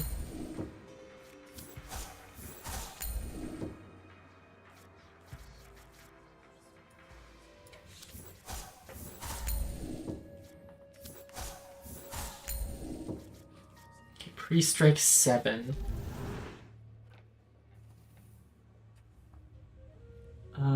Look at Twitch chat on the side of OBS. What am I supposed to be looking at here? I've got a bunch of redeems. Oh, I didn't see Jasper redeem no cursing. Hold on, I have a stretch and a drink. Also gotta take care of. That's why I couldn't see it. Stretch. Let me take a drink. Oh.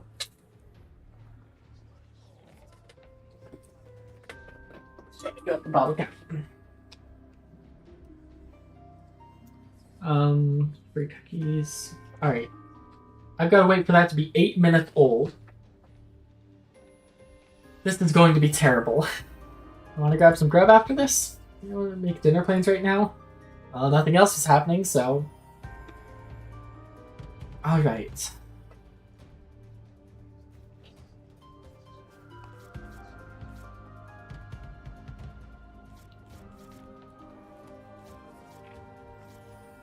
I think I just go and Chancer here. Because he doesn't have Divinity up right now.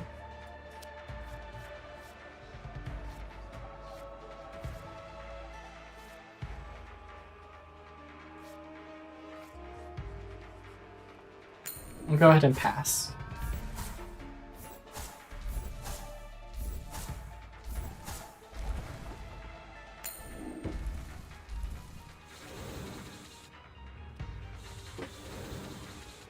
Alright, I get Attunement 2, which does let me start off with 8 energy in the round. Which makes me feel less bad about casting Quake.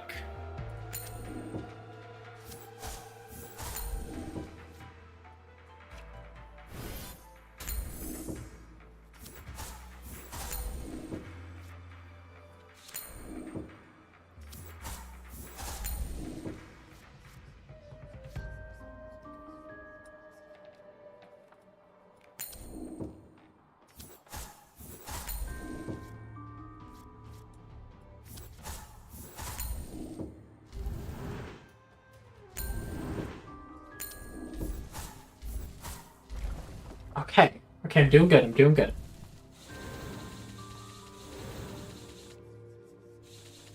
But this is probably my last round.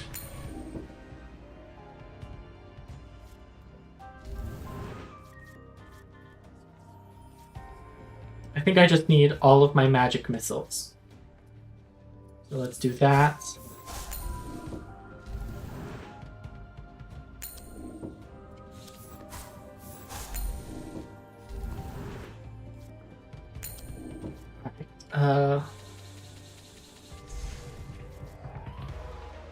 Magic Missile.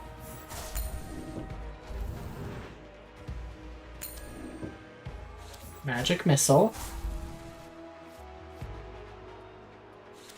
Magic Missile.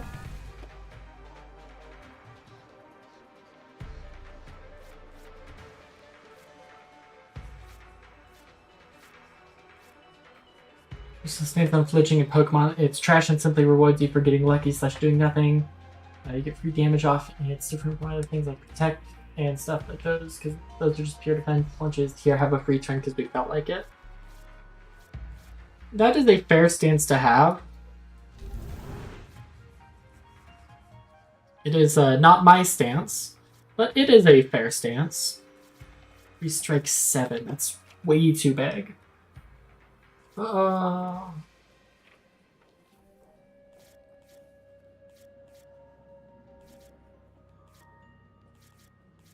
I think warding has to take care of one of these. Okay, that's only 4 damage. That puts me down to 7.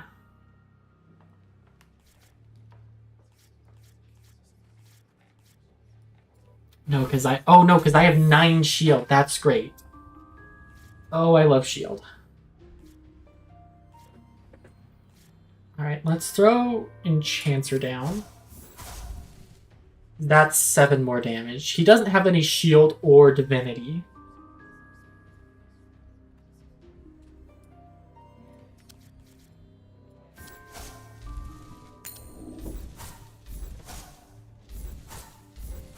Okay. Oh, I've got to draw Inner Peace. Okay, there's 2 of them. Can I get the 3rd? I did not get the 3rd, but I do have a magic missile. Inner Peace. Inner Peace.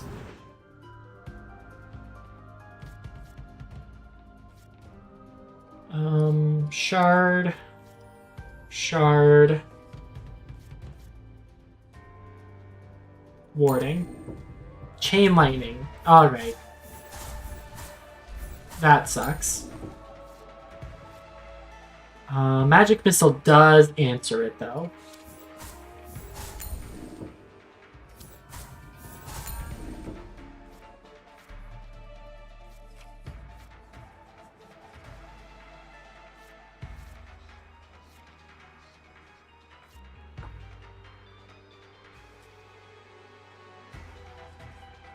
Okay, Glimmering is not as good as I thought it was. I can take that out of my deck once I lose here.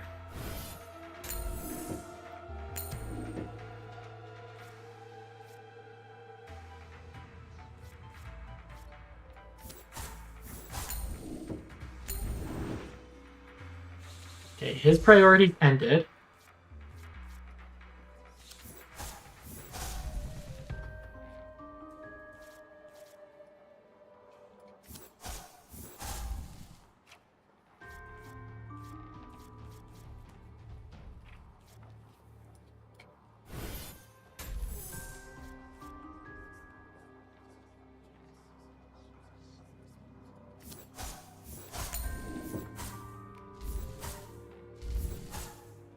Okay, I'm not dead yet. Chain Lightning is very strong, but I'm getting just a ton of shield.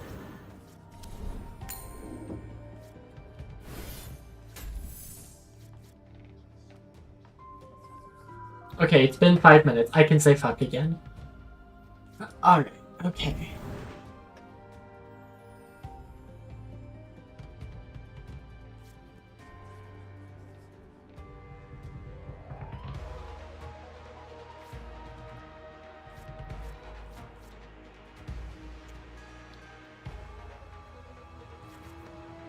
Chain Lightning is not a legendary. It just costs 3.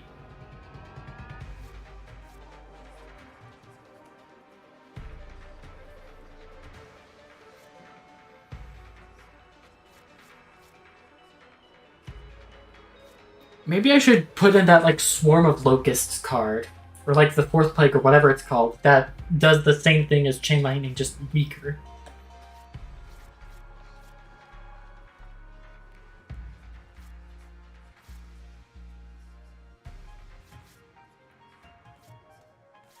This is not a great hand, honestly. Okay, Magic Missile. 2 Magic Missile. Bulwark, that's lovely. And Inner Peace.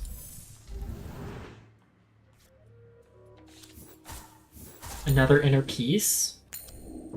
Okay, his priorities ended.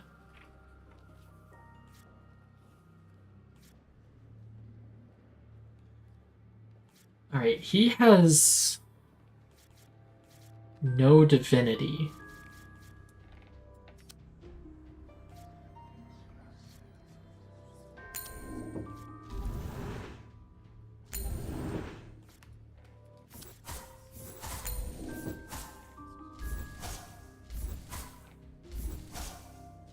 Okay, this is my last turn.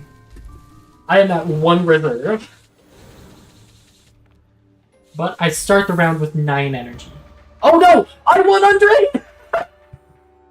Oh, I was not paying attention. Oh my god. Chain lightning won? Okay, I only got one chain lightning. But holy shit, chain lightning. Oh my god, that's going in. That's gotta go in. Holy shit.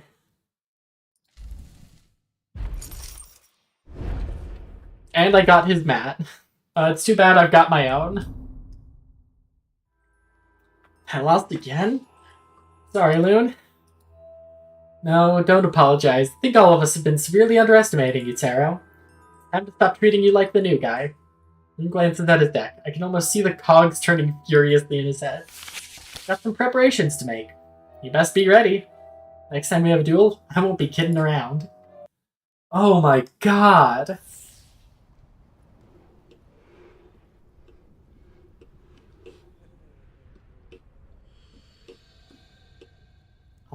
We can actually go buy some new cards.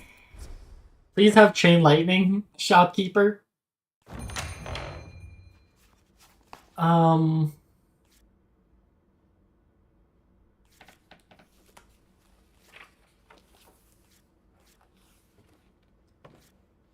Let's see.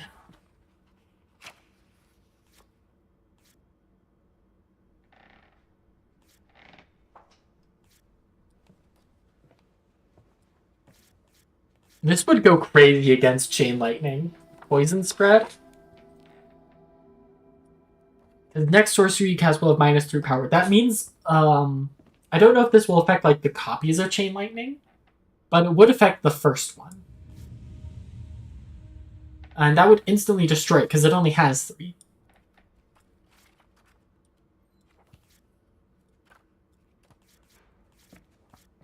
I actually don't really have anything here I want to buy. But it actually is time to end. Ending on a victory like that, I'm feeling real good.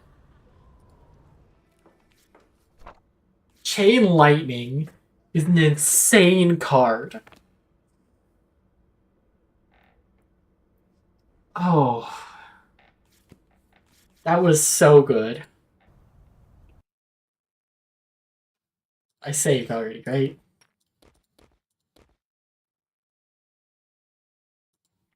Oh, that was such a good game.